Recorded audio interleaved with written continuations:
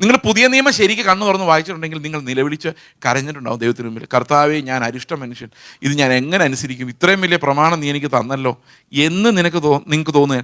അതോ ഇത് ആരും അനുസരിക്കുന്നില്ല, ഇത് പാസ്റ്റർ ഇത് അനുസരിക്കുന്നതായിട്ട് തോന്നുന്നില്ല, പ്രസംഗിക്കാൻ വന്നവൻ അനുസരിക്കുന്നതായിട്ട് തോന്നുന്നില്ല, ഇതങ്ങ് മാറ്റി വെച്ചാലും കുഴപ്പമൊന്നുമില്ല, കർത്താവ് വരുമ്പോൾ അവരെയൊക്കെ കൊണ്ടുപോകുമ്പോൾ എന്നെയും കൊണ്ടുപോയിക്കോളും എന്നാണോ ചിന്തിക്കുന്നത്? അപ്പോൾ നിങ്ങൾ യേശു ക്രിസ്തു എന്ന ഇടർച്ചക്കല്ലിനെ ഒഴിവാക്കി പോവുക. നമ്മൾ മിക്കവാറും അവനെ ഒഴിവാക്കി പോവുക ചെയ്യുന്നത്. നിങ്ങളുടെ ഉള്ളിലുള്ള ശബ്ദം നിങ്ങൾ കേൾക്കാൻ, ദൈവത്തിൻ്റെ ആത്മാവ് നിങ്ങളോട് എന്തു പറയുന്നു എന്നുള്ള ശബ്ദം നിങ്ങൾ കേൾക്കാൻ തുടങ്ങിയെങ്കിൽ മാത്രമേ ഇത് ജീവനായി നിങ്ങളിലേക്ക് വരുള്ളൂ. എനിക്ക് നിങ്ങൾക്ക് ജീവിപ്പിക്കാനുള്ള യാതൊരു ശക്തിയും എനിക്കില്ല, പക്ഷെ ആത്മാവിന് മാത്രം അത് കഴിയുള്ളൂ. ആത്മാവ് നിങ്ങളുടെ ഉള്ളിൽ സംസാരിക്കാൻ തുടങ്ങിക്കഴിഞ്ഞാൽ, അങ്ങനെ റെവലേഷൻ നിങ്ങൾക്ക് കർത്താവിൽ നിന്ന് ലഭിക്കാൻ തുടങ്ങിക്കഴിഞ്ഞാൽ, വാക്യത്തിനകത്ത് കർത്താവ് എന്തിനാ ഇത് എഴുതി വെച്ചിരിക്കുന്നതെന്നുള്ള മർമ്മം എനിക്ക് വെളിപ്പെട്ട് തുടങ്ങിക്കഴിഞ്ഞാൽ ഞാൻ വിശുദ്ധീകരണത്തിൻ്റെ അടുത്ത തലത്തിലേക്ക് കടന്നു എന്നാണ് അതിൻ്റെ അർത്ഥം. അപ്പോൾ അപ്പോസ്തലന്മാരും പ്രവാചകന്മാരും ഞങ്ങളെപ്പോലുള്ള ടീച്ചേഴ്സും വന്ന് നിങ്ങൾക്ക് അടിസ്ഥാനങ്ങൾ ഇട്ട് തരുന്നതേ ഉള്ളൂ. എന്നാൽ ക്രിസ്തുവിൻ്റെ പരിജ്ഞാനത്തിൽ നിങ്ങൾ ജീവിക്കാൻ തുടങ്ങണമെങ്കിൽ, വിശുദ്ധീകരണത്തിൻ്റെ യാത്ര തുടങ്ങണമെങ്കിൽ, അതാത് സമയത്ത് ദൈവം എന്താ പറയുന്നതെന്ന് കേൾക്കാൻ നമുക്ക് പറ്റണം. ആത്മാവ് ഓപ്പൺ ആകാതെ ആ കേൾവിയിലേക്ക് നമുക്ക് പോകാൻ പറ്റില്ല. മനസ്സിലാവുന്നുണ്ടോ ഞാൻ പറയുന്നത്? എത്ര സ്വസ്ഥമായിരിക്കണം എന്ന് വിചാരിച്ചാലും അതാത് ദിവസത്തെ ചിന്തകൾ, നാളത്തേക്കുള്ള ഉത്കണ്ഠകൾ, മക്കളെക്കുറിച്ചുള്ള ആശങ്കകൾ, ജോലി സംബന്ധമായ പ്രഷർ, ഇങ്ങനെ ആശങ്കപ്പെടാൻ ഒത്തിരിയുള്ള ഒരു ലോകത്താണ് നമ്മൾ ജീവിക്കുന്നത്. നമ്മൾ ഒരു നിമിഷം കണ്ണു തുറന്ന് നോക്കിയാൽ നമുക്ക് ആശങ്കപ്പെടാൻ അനേകം കാര്യങ്ങളുണ്ട്. പെട്ടെന്നൊരു പാസ്റ്റർ വന്നിട്ട് പറയാണ്, നിങ്ങളെല്ലാവരും ദൈവത്തിൻ്റെ അടുത്ത് സ്വസ്ഥമായിട്ടിരുന്നോളാൻ പറഞ്ഞാൽ അത് അത്ര എളുപ്പമൊന്നുമല്ല. ഇത് സത്യത്തിൽ ദൈവം നമ്മളിൽ സാധിപ്പിച്ചെടുക്കുന്ന ഒരു വിശുദ്ധീകരണ പ്രോസസ്സിലൂടെ മാത്രം സാധിക്കുന്നൊരു കാര്യമാണ് അവൻ്റെ അടുത്ത് സ്വസ്ഥനായിരിക്കുക എന്ന് പറയുന്നത്. അത് മാനുഷികമായ ഒരു കാര്യമല്ല.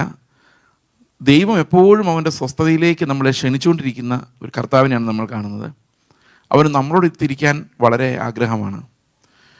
നീ എൻ്റെ അടുത്തിരിക്കുമ്പോഴെങ്കിലും സ്വസ്ഥമായിരിക്കുക എന്ന് കർത്താവ് പറയാൻ കാരണം അതൊരു വിശ്വാസത്തിൻ്റെ അടയാളവും കൂടിയാണ് നമ്മൾ അവൻ്റെ അടുക്കൽ സ്വസ്ഥമായിരിക്കുന്നത്. എന്നാൽ ദൈവത്തിൻ്റെ അടുത്ത് സ്വസ്ഥത നമുക്ക് ലഭിക്കണമെങ്കിൽ നാം തകർക്കപ്പെടേണ്ടതുണ്ട് എന്ന് നമ്മൾ കണ്ടു. നമ്മുടെ അക്കം മനസ്സ് കർത്താവിൻ്റെ അടുത്ത് ചേർന്നിരിക്കേണ്ടതായിട്ടുണ്ട്. അവനിൽ നിന്ന് എപ്പോഴും പ്രാപിക്കേണ്ടതായിട്ടുണ്ട്. അവൻ്റെ ക്യാരക്ടർ നമ്മളിൽ വന്ന് നിറയേണ്ടതായിട്ടുണ്ട്. വിശുദ്ധീകരണം എന്ന് പറയുന്നത് ശരിക്കും ദൈവത്തിൻ്റെ സ്വഭാവം നമ്മളിൽ വന്ന് നിറയുന്നതാണ്. കർത്താവ് ക്രൂശിൽ അനുഭവിച്ചൊരു സ്വസ്ഥതയുണ്ട്. അവനൊട്ടും ആർഗനൈസ്ഡ് ആയിരുന്നില്ല ക്രൂശിൽ. Was perfectly at peace. പീലാത്തോസിനോട് സംസാരിക്കും, എന്നെ വല്ല പിടിച്ചായിരുന്നെങ്കിൽ എൻ്റെ ശബ്ദം ആ നാട് മുഴുവൻ കേട്ടേനെ. പക്ഷേ ഹി വാസ് സൈലൻറ്റ്. അവൻ പീലാത്തോസിന് മുമ്പിലും ക്രൂശിന് മുമ്പിലും പട്ടാളക്കാർ കുത്തുമ്പോഴും പരിഹസിക്കുമ്പോഴെല്ലാം ഒരു ദൈവികമായ ശാന്തത, സ്വസ്ഥത, പിതാവുമായിട്ടുള്ള ഒരു സ്വസ്ഥതയിലായിരുന്നു അവൻ അതെല്ലാം ചെയ്തത്. അവൻ ആഗണൈസ് ചെയ്ത് കാണുന്നത് ഗത്സമന തോട്ടത്തിലാണ്. അവൻ്റെ ആഗണി, അവൻ്റെ വ്യഥ, കർത്താവിൻ്റെ വേദന നമ്മൾ കാണുന്നത്. പലരും ചോദിക്കാറുണ്ട്, എന്തിനാണ് കർത്താവ് അങ്ങനെ എൻ്റെ ദൈവമേ, പിതാവെ കഴിയുമെങ്കിൽ ഈ പാനപാത്രം എന്നിൽ നിന്ന് നീക്കണമേ എന്ന് പറഞ്ഞത്? എന്തായിരുന്നു കർത്താവിൻ്റെ വേദന? It was not physical pain. എൻ്റെ നിങ്ങളുടെയും എല്ലാം പാപമായി പിതാവിൻ്റെ മുമ്പിൽ ശിക്ഷ വാങ്ങിക്കാൻ നിൽക്കേണ്ട ദൈവത്തിൻ്റെ പാപത്തോടുള്ള ക്രോധം അവൻ്റെ ശരീരത്തിൽ ഏറ്റുവാങ്ങുക എന്ന് പറയുന്നതായിരുന്നു ആ വേദന. അവിടെ ശിഷ്യന്മാർ കേൾക്കുകയാണ് ചില പ്രാർത്ഥനകൾ കർത്താവ് പ്രാർത്ഥിക്കുന്നത്. നമ്മളോട് പ്രാർത്ഥിക്കാൻ പറഞ്ഞപ്പോൾ രഹസ്യത്തിൽ പ്രാർത്ഥിക്കാൻ പറഞ്ഞെങ്കിലും കർത്താവ് ചില പ്രാർത്ഥനകൾ പരസ്യമായി ശിഷ്യന്മാർ കേൾക്കെ പ്രാർത്ഥിക്കുന്നുണ്ട്. നമ്മൾ യോഹന്നാൻ്റെ സുവിശേഷം 17-ാം അധ്യായത്തിൽ വായിക്കുമ്പോഴും കർത്താവ് ഇങ്ങനെ പറയുന്നുണ്ട്, ഞാൻ ഈ ലോകത്ത് വെച്ച് ഇത് പറയാൻ കാരണം അവരുടെ സന്തോഷം പൂർണ്ണമായിക്കോട്ടെ എന്ന് വിചാരിച്ചാണ്. എന്ന് പറഞ്ഞാൽ ഞാൻ പിതാവേ നിന്നോട് പറയുന്ന കാര്യങ്ങൾ അവരും കേട്ടോട്ടെ എന്ന് വിചാരിക്കാനുള്ള കാരണം അവർക്കൊരു സമാധാനവും ആനന്ദവും ഇതിൽ നിന്നുണ്ടാകാൻ വേണ്ടിയാണ്. അപ്പം ചില പ്രാർത്ഥനകൾ ദൈവം തുറന്നു വെച്ചത് കർത്താവ് പിതാവിനോട് രാത്രി മുഴുവൻ പ്രാർത്ഥിച്ച് നമുക്കറിയത്തില്ല എന്താന്ന്.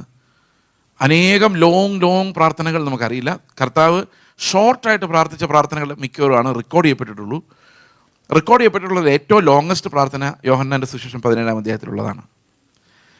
എൻ്റെ ദൈവം നീ എന്നെ കൈവിട്ടത് എന്ത് എന്ന ചോദ്യത്തോടെയാണ് ആ പ്രാർത്ഥനകളുടെ ക്ലൈമാക്സ് ഉണ്ടാകുന്നത്. എന്നാൽ ഗത്സമന തോട്ടത്തിൽ നമ്മൾ കാണുന്നത്, പിതാവെ കഴിയുമെങ്കിൽ ഈ പാനപാത്രം എന്നിൽ നിന്ന് നീക്കണമേ, എങ്കിലും എൻ്റെ ഹിതമല്ല നിൻ്റെ ഹിതം നിറവേറട്ടെ എന്ന് പറയുന്നതാണ്. കഴിയുമെങ്കിൽ എന്നൊരു വാക്കാണ് അവിടെ ഏറ്റവും ഫോക്കസ്ഡ് ആയിട്ട് നമ്മൾ ശ്രദ്ധിക്കേണ്ട ഒരു വാക്ക്. ശരിക്കും ശിഷ്യന്മാരോട് പറയാണ്, ശിഷ്യന്മാർ കേൾക്കെ പ്രാർത്ഥിക്കുകയാണ്. കർത്താവ് പറയാണ്, കഴിയുമെങ്കിൽ ഇത്രയും വലിയ ഈ വേദനയിൽ നിന്ന്, ഈ വേദന, ഈ പാനപാത്രം ഒഴിവാക്കാൻ എന്തെങ്കിലും വഴി ഉണ്ടെങ്കിൽ നീ ഒഴിവാക്ക്. അതിനർത്ഥം എന്താ? ഒരു വഴിയും ഇല്ല. മനുഷ്യരെ രക്ഷിക്കാൻ തീരുമാനിച്ച സ്ഥിതിക്ക്, ഈ മനുഷ്യരെ പോട്ടെ എന്ന് വെക്കുമായിരുന്ന കുഴപ്പമില്ലായിരുന്നു, പക്ഷേ എന്നെ രക്ഷിക്കാൻ കർത്താവ് തീരുമാനിച്ച സ്ഥിതിക്ക് അവൻ്റെ ജീവൻ പകരം വെക്കുക എന്നുള്ളതല്ലാതെ വേറെ യാതൊരു വഴിയും ഉണ്ടായിരുന്നില്ല. അപ്പോൾ ശിഷ്യന്മാരോട് പറയുന്നത്, കഴിയുമെങ്കിൽ ഈ പാനപാത്രം എന്നിൽ നീക്കണമെന്ന് പ്രാർത്ഥിക്കുന്ന വഴി ശിഷ്യന്മാരുടെ കർത്താവ് പറയുന്നത്, എൻ്റെ മരണത്തിലൂടെ അല്ലാതെ നിങ്ങൾക്ക് രക്ഷപ്പെടാൻ വേറെ ഒരു വഴിയുമില്ല. കഴിയുമായിരുന്നെങ്കിൽ പിതാവ് ഇത് മാറ്റുമായിരുന്നു, പക്ഷേ കഴിയുകയില്ല, അത് മാറ്റാൻ സാധിക്കില്ല. മാറ്റിയാൽ നിങ്ങളെല്ലാം നരകത്തിൽ പോകട്ടെ എന്ന് വെക്കേണ്ടി വരും. അതുകൊണ്ട് ദൈവത്തിന് മുമ്പിലുള്ള ഒരേ ഒരു ചോയ്സ് എന്ന് പറയുന്നത്, നമ്മളെ രക്ഷിക്കാൻ തീരുമാനിച്ചാൽ പിന്നെ അവൻ്റെ പുത്രനെ നൽകുക എന്നുള്ളതല്ലാതെ വേറൊരു ചോയ്സും ദൈവത്തിന് മുമ്പിൽ ഉണ്ടായിരുന്നില്ല. ഞാൻ കർത്താവിൻ്റെ പ്രാർത്ഥനയെക്കുറിച്ചാണ് പറയുന്നത്. He was perfectly at peace with the father. നിശബ്ദനായി, സ്വസ്ഥനായി, ആളുകൾ ആക്രമിക്കുമ്പോൾ, കുറ്റം പറയുമ്പോൾ, ചെയ്യാത്ത കാര്യങ്ങളെക്കുറിച്ച് വിമർശിക്കുമ്പോൾ നമുക്ക് പെട്ടെന്ന് മറുപടി പറയാൻ ഇങ്ങനെ നമ്മുടെ ഉള്ളിൽ വരും. ഞാൻ അങ്ങനെ അല്ലായിരുന്നു ബ്രദർ, എനിക്കങ്ങനെ ഭയങ്കരമായൊരു സ്വഭാവം ഉണ്ടായിരുന്നു. എൻ്റെ വളരെ അടുത്ത സുഹൃത്തുക്കൾ എന്നോട് പറയാറുണ്ട്, ചേസേ ഇത്തിരി മുമ്പൊക്കെ, ഇപ്പം ഞാൻ അത്രയും പിടികൊടുക്കാറില്ല, കുറച്ച് നാൾ മുമ്പ് എന്നോടൊരാൾ പറഞ്ഞു, ചേസ ഈ സ്വയം നീതീകരിക്കാനുള്ള ചേസിൻ്റെ പ്രവണത ഭയങ്കരമാണ് കേട്ടോ, അത് തകർന്നില്ലെങ്കിൽ പ്രയാസമായിരിക്കും. എന്നോട് പലരും പറഞ്ഞിട്ടുണ്ട്, ഞാൻ എന്ത് പറഞ്ഞാലും അതിന് 2 എക്സ്ക്യൂസ് പറഞ്ഞ് ഞാൻ രക്ഷപ്പെടും. നമുക്കെല്ലാം നമ്മുടെ നേരെ ഒരു അക്യൂസേഷൻ വരുമ്പം, ഒരു കുറ്റം വരുമ്പോൾ, നമ്മൾ ചെയ്താലും ചെയ്തില്ലെങ്കിലും അതിനെ ന്യായീകരിക്കാനുള്ള ഒരു ത്വര, അതിനെൻ്റെ വേർഷനും കൂടെ നിങ്ങൾ കേക്ക് എന്ന് പറയും. നമ്മളത് കേൾപ്പിച്ചാലേ നമുക്കൊരു സമാധാനമുള്ളൂ. അവിടെ അവരെന്തേലും പറയട്ടെ, ദൈവം എന്നെ ന്യായീകരിച്ചോളും, നീതീകരിച്ചോളൂ എന്ന് പറഞ്ഞ് നിശബ്ദനാകാൻ യേശുക്രിസ്തുവിന് കഴിയുമായിരുന്നു. അവൻ്റെ കൂടെ നമ്മൾ മരിച്ചിട്ടുണ്ടെങ്കിൽ നമുക്ക് കഴിയും. അപ്പം പലപ്പോഴും നമ്മൾ വിചാരിക്കുന്നത്, ഞാൻ ഇതിന് മറുപടി കൊടുത്തേ പറ്റൂ, ഞാൻ ഇതിന് മറുപടി കൊടുത്തില്ലെങ്കിൽ അവരെന്ത് വിചാരിക്കും, എന്നെക്കുറിച്ച് മോശം എന്തേലും വിചാരിക്കട്ടെ. യു ആർ ഡെഡ്, നിങ്ങൾ മരിച്ചതല്ലേ. നിങ്ങൾ മരിച്ചു പോയതാണെങ്കിൽ പിന്നെ ആൾക്കാർ എന്ത് വിചാരിച്ചാലും എന്താ കുഴപ്പം? ഉത്തരം പറയാനുള്ള നമ്മുടെ ആ ത്വരയാണ് റെസ്റ്റ്ലെസ്നെസ്. ഒരു മിനിറ്റ് എന്ന് പറഞ്ഞ് നമ്മൾ പറയുന്നതെല്ലാം എന്താണെന്ന് ചോദിച്ചു കഴിഞ്ഞാൽ നമ്മുടെ സമാധാനമില്ലായ്മയാണ് കാണിക്കുന്നത്. അപ്പം ഇതെല്ലാം നമ്മൾ കർത്താവിൽ നിന്ന് പിടിച്ചു മേടിക്കേണ്ട. യേശുക്രിസ്തുവിൻ്റെ ജീവൻ തന്നെയാണ് നമുക്ക് ആ റെസ്റ്റ് തരുന്നത്. കർത്താവിൻ്റെ ജീവനാണ് നമ്മുടെ ഉള്ളിൽ വസിക്കുന്നതെങ്കിൽ നമുക്ക് സ്വസ്ഥതയുണ്ട്, അതൊരു അവകാശമാണ്. സ്വസ്ഥതയിൽ പ്രവേശിക്കാനുള്ള വാഗ്ദത്തം നമുക്ക് ശേഷിച്ചിരിക്കുന്നു. വിശ്വസിക്കുന്നവരായ നാമല്ലോ സ്വസ്ഥതയിൽ പ്രവേശിക്കുന്നത്. അവിടെ എബ്രായ ലേഖനം 4-ാം അധ്യായമാണ് സ്വസ്ഥതയെക്കുറിച്ചുള്ള ഏറ്റവും നല്ല, കർത്താവിനോട് കൂടെയുള്ള റെസ്റ്റിനെ കുറിച്ചുള്ള ഏറ്റവും വിശദമായ പഠിപ്പിക്കൽ. അവിടെ 4-ാം അധ്യായത്തിൻ്റെ 9-ാം വാക്യം ആർക്കെങ്കിലും വായിക്കാമോ?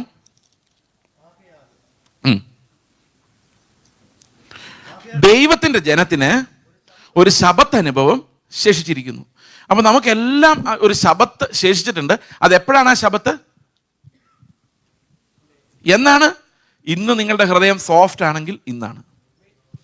ഇന്ന് നിങ്ങളുടെ ഹൃദയം തകർന്നു നുറുങ്ങിയ അവസ്ഥയിലാണെങ്കിൽ ഇന്ന് തൊട്ട് നിങ്ങൾ ശബത്തിലേക്കാണ്. എപ്പോഴെല്ലാം നിങ്ങളുടെ ഹൃദയം തകർന്നു നുറുങ്ങിയും ദൈവത്തെ മാത്രം നോക്കിക്കൊണ്ടിരിക്കുന്ന അവസ്ഥയിലാണോ, അപ്പോഴെല്ലാം നിങ്ങൾ കർത്താവുമായിട്ടുള്ള സ്വസ്ഥതയിലായിരിക്കും. ആ സ്വസ്ഥതയ്ക്ക് ഈ നുറുക്കപ്പെടുക എന്ന് പറയുന്നത് വളരെ അത്യാവശ്യമുള്ളൊരു കാര്യമാണ്. അടുത്ത വാക്യം 10.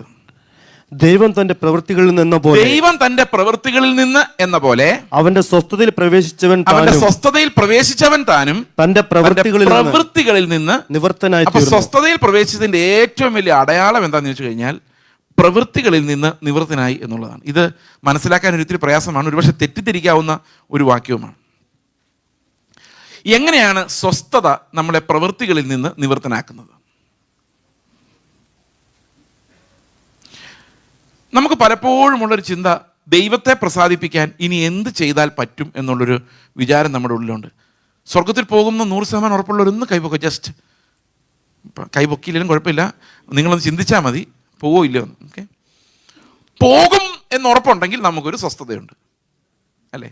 പക്ഷെ അത് വിശുദ്ധീകരണത്തിൽ നിന്നുള്ള സ്വസ്ഥതയാണ് എങ്കിൽ നമ്മളെ അത് കൂടുതൽ വിശുദ്ധീകരണത്തിലേക്ക് നയിക്കുകയുള്ളൂ. എന്നാൽ അത് തെറ്റായ ഒരു ഉറപ്പാണെങ്കിൽ നമ്മുടെ ജീവിതം കുഴിയിലേക്ക് പോവുകയുള്ളൂ. മനസ്സിലാവുന്നുണ്ടോ ഞാൻ പറയുന്നത്? ഒത്തിരി ആളുകൾക്കും തെറ്റായ ഉറപ്പുണ്ട്, സ്വർഗത്തിൽ ഞാൻ പോകും, എന്തായാലും പോകും. ആ തെറ്റായ ഉറപ്പാണ്. എന്നാൽ ശരിയായി വീണ്ടും ജനിച്ചവർക്ക് പോലും ഉറപ്പില്ലാത്ത അവസ്ഥയും ഉണ്ട്. അപ്പോൾ പലപ്പോഴും നമ്മൾ ശ്രമിക്കുന്നത്, ഞാൻ കഴിഞ്ഞ ദിവസം ഒരു കുഞ്ഞിൻ്റെ എക്സാമ്പിൾ പറഞ്ഞ പോലെ, കുറച്ച് നല്ല കാര്യങ്ങൾ കൂടെ ചെയ്താൽ ദൈവത്തിന് എന്നോട് ഇഷ്ടം തോന്നും. ഇപ്പം ഇന്നത്തെ ജീവിതം വെച്ച് നോക്കിയാൽ 1-2 തെറ്റുകളൊക്കെ പറ്റിയിട്ടുണ്ട്. ഇന്നത്തെ ദിവസം വെച്ച് ഞാൻ പോകത്തില്ല. പണ്ട് ഒരു ചർച്ച ചെന്നപ്പം അവരോട് ചോദിച്ചു, കർത്താവ് ഇപ്പോൾ വന്നാൽ സ്വർഗത്തിൽ പോകുന്ന ഉറപ്പുള്ള ഒരു കൈപൊക്കാൻ പറഞ്ഞു. ഉറപ്പ് 100%, വ്യാജം ഒന്നും പറയരുത്, സംശയമുണ്ടെങ്കിൽ കൈപൊക്കരുത്. 3 പേര് അവിടെ കൈപൊക്കി.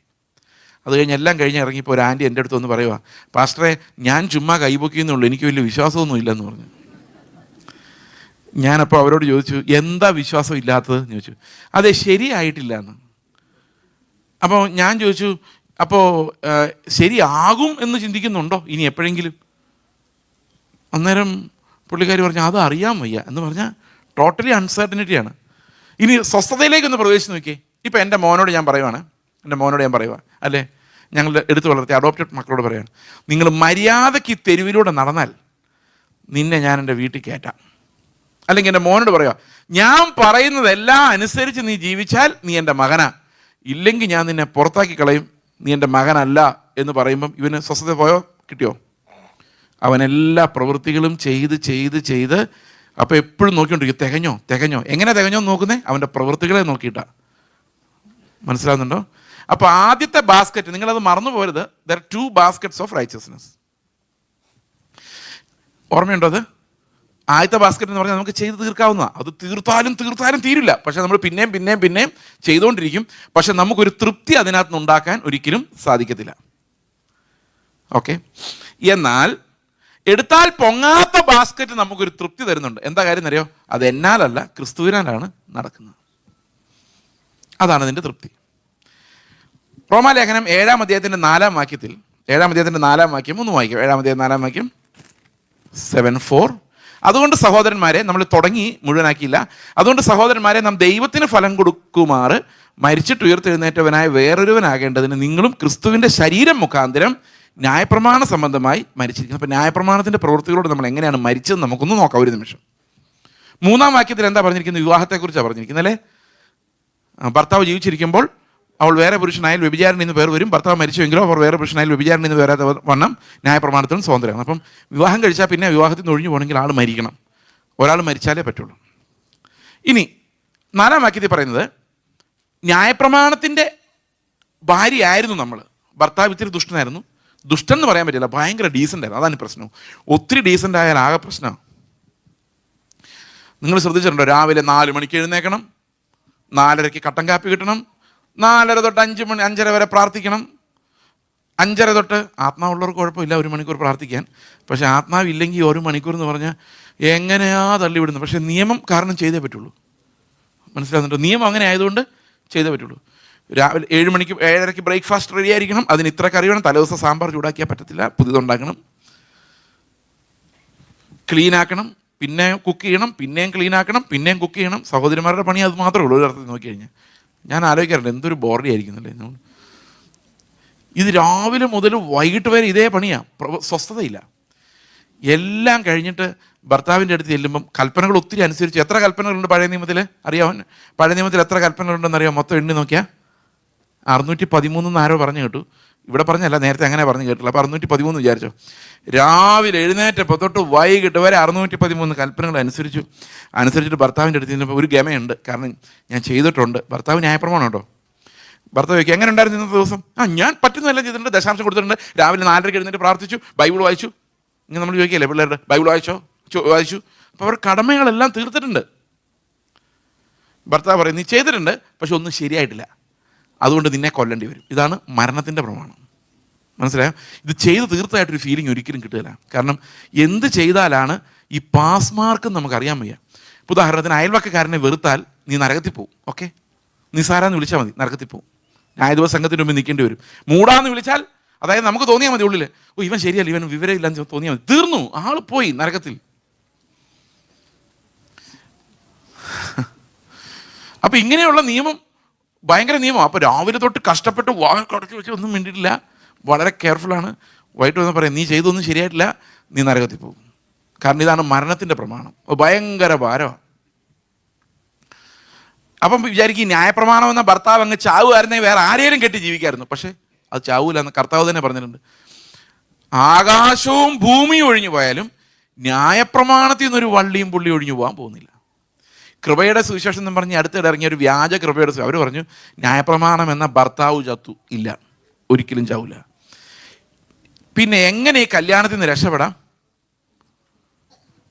ഭർത്താവ് ചാവൂല, ഭാര്യയ്ക്ക് വേണേ ചാവാ അല്ലേ. അവിടെ യേശുക്രിസ്തു കാൽവരി ക്രൂശിൽ മരിക്കുമ്പം അവൻ്റെ അതാണ് 4-ാം വാക്യത്തിൽ പറയുന്നത്, ക്രിസ്തുവിൻ്റെ ശരീരം മുഖാന്തരം നമ്മൾ ന്യായപ്രമാണം സംബന്ധമായി മരിച്ചു എന്ന് പറഞ്ഞാൽ ആ ഭർത്താവിനോട് നമ്മൾ അങ്ങ് മരിച്ചു. സ്വസ്ഥത ഉണ്ടാകും പോട്ടോ. എങ്ങനെ സ്വസ്ഥത ഉണ്ടാകുന്നതെന്ന് ഞാൻ പറയാം. ഈ പഴയ ഭർത്താവ് ഒരു സ്വസ്ഥത തന്നിട്ടില്ല.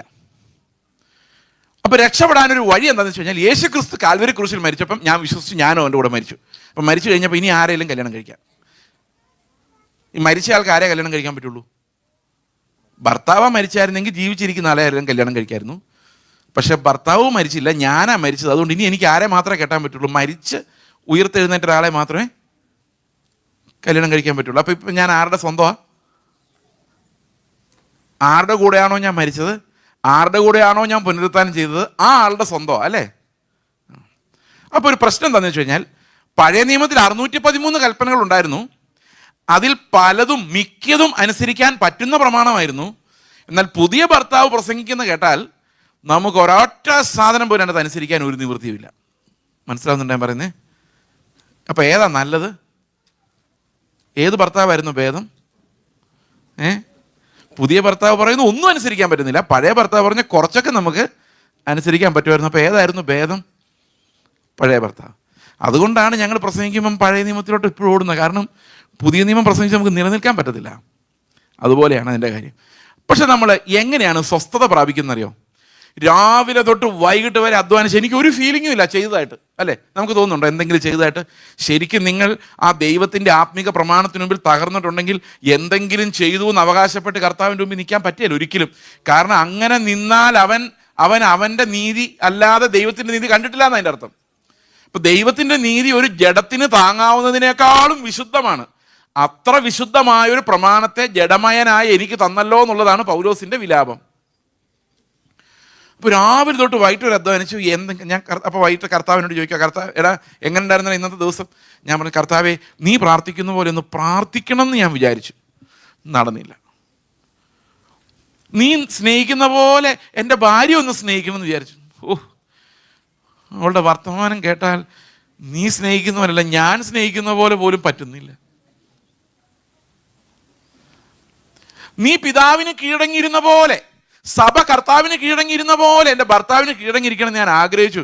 പക്ഷെ അയാൾക്ക് അങ്ങനെ കീഴടങ്ങിയിരുന്നാൽ അയാൾ വലിയ ആള് കളിക്കും. അതുകൊണ്ട് എനിക്കത് കഴിയുന്നില്ല. ആഗ്രഹമുണ്ട്, പക്ഷേ ഒരു രക്ഷയില്ല. കർത്താവെ എനിക്ക് താങ്ങാൻ പറ്റുന്നില്ല.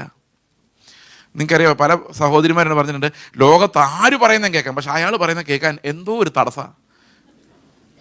കാരണം കോമ്പറ്റീഷൻ മുഴുവൻ ഈ ഭർത്താവും ഭാര്യയും തമ്മിലാണ്. അതുകൊണ്ട് അവിടെ വിട്ടുകൊടുത്താൽ തോറ്റതാ. കാരണം പിന്നെ ഇയാളുടെ മുഖം കാണണ്ടേ. മനസ്സിലാവുന്നുണ്ടോ ഞാൻ പറയുന്നത്? ഒരു ഭയങ്കര ക്രോസാണ് അത്. അവിടെ നിങ്ങൾ ജയിച്ചാൽ നിങ്ങൾ ജയിച്ചു. മനസ്സിലാവുന്നുണ്ടോ? വീട്ടിൽ നിങ്ങൾ ജയിച്ചാൽ ഈ വീട് ഇങ്ങനെ വെച്ചേക്കുന്നത് തന്നെ ഇങ്ങനെ ജയിക്കാൻ വേണ്ടിയാ. ഓക്കെ. അപ്പോൾ വൈകിട്ട് കർത്താവിനോട് പറയാം, റിപ്പോർട്ട് വളരെ മോശം. എനിക്ക് എത്ര മാർക്ക് ഇടും? എനിക്ക് എത്ര മാർക്ക് ഇടും? 0 ഇടുള്ളൂ. അത്രേ പറ്റുള്ളൂ എന്നെ കൊണ്ട്. കാരണം ഞാൻ ഓണസ്റ്റ് ആണെങ്കിൽ ഈ കൽപ്പനകളെല്ലാം തകർത്തിട്ടുണ്ടാവും. രാവിലെ തൊട്ട് വൈകിട്ട് വരെ ഇതിൻ്റെ പുറകെ ഞാൻ തകർത്തിട്ടുണ്ടാവും. നിങ്ങൾ പുതിയ നിയമം ശരിക്ക് കണ്ണു തുറന്ന് വായിച്ചിട്ടുണ്ടെങ്കിൽ നിങ്ങൾ നിലവിളിച്ച് കരഞ്ഞിട്ടുണ്ടാവും ദൈവത്തിന് മുമ്പിൽ. കർത്താവേ ഞാൻ അരിഷ്ട മനുഷ്യൻ, ഇത് ഞാൻ എങ്ങനെ അനുസരിക്കും? ഇത്രയും വലിയ പ്രമാണം നീ എനിക്ക് തന്നല്ലോ എന്ന് നിങ്ങൾക്ക് തോന്നുക. അതോ ഇത് ആരും അനുസരിക്കുന്നില്ല, ഇത് പാസ്റ്റർ ഇത് അനുസരിക്കുന്നതായിട്ട് തോന്നുന്നില്ല, പ്രസംഗിക്കാൻ വന്നവൻ അനുസരിക്കുന്നതായിട്ട് തോന്നുന്നില്ല, ഇതങ്ങ് മാറ്റി വെച്ചാലും കുഴപ്പമൊന്നുമില്ല, കർത്താവ് വരുമ്പോൾ അവരെയൊക്കെ കൊണ്ടുപോകുമ്പോൾ എന്നെയും കൊണ്ടുപോകുള്ളൂ എന്നാണോ ചിന്തിക്കുന്നത്? അപ്പോൾ നിങ്ങൾ യേശു ക്രിസ്തു എന്ന ഇടർച്ചക്കല്ലിനെ ഒഴിവാക്കി പോവുക. നമ്മൾ മിക്കവാറും അവനെ ഒഴിവാക്കി പോവുക ചെയ്യുന്നത്. ഓക്കെ. അപ്പോൾ എന്താ സംഭവിക്കുന്നത് നോക്കിയേ, ഈ ഭാര്യയോട് ഭർത്താവിനൊരു ഇത്ര സ്നേഹം ഉണ്ടെന്ന് വിചാരിച്ചോ. ഇത്ര സ്നേഹം. ഭാര്യയ്ക്ക് രാവിലെ തൊട്ട് വൈകിട്ട് വരെ ഭയങ്കര പണിയാണെങ്കിൽ ഈ ഭർത്താവിനൊരു ഇത്ര സ്നേഹം ഉണ്ടെങ്കിൽ ഭർത്താവ് എന്ത് ചെയ്യും? അത്രേ സഹായിക്കും അല്ലേ? സത്യമല്ലേ? ഭർത്താക്കന്മാരൊന്നും മിണ്ടുന്നില്ല. ഇത്രയും സ്നേഹം ഉണ്ടെങ്കിലോ ഒരു 180 ഡിഗ്രി പകുതി പകുതി, ഫ്രണ്ടിലുള്ളത് ഭർത്താവ്, ബാക്കിലുള്ളത് ഭാര്യ, അല്ലേ? പകുതി ഡിവൈഡ് ചെയ്തു മൊത്തം സർക്കിളിനെ.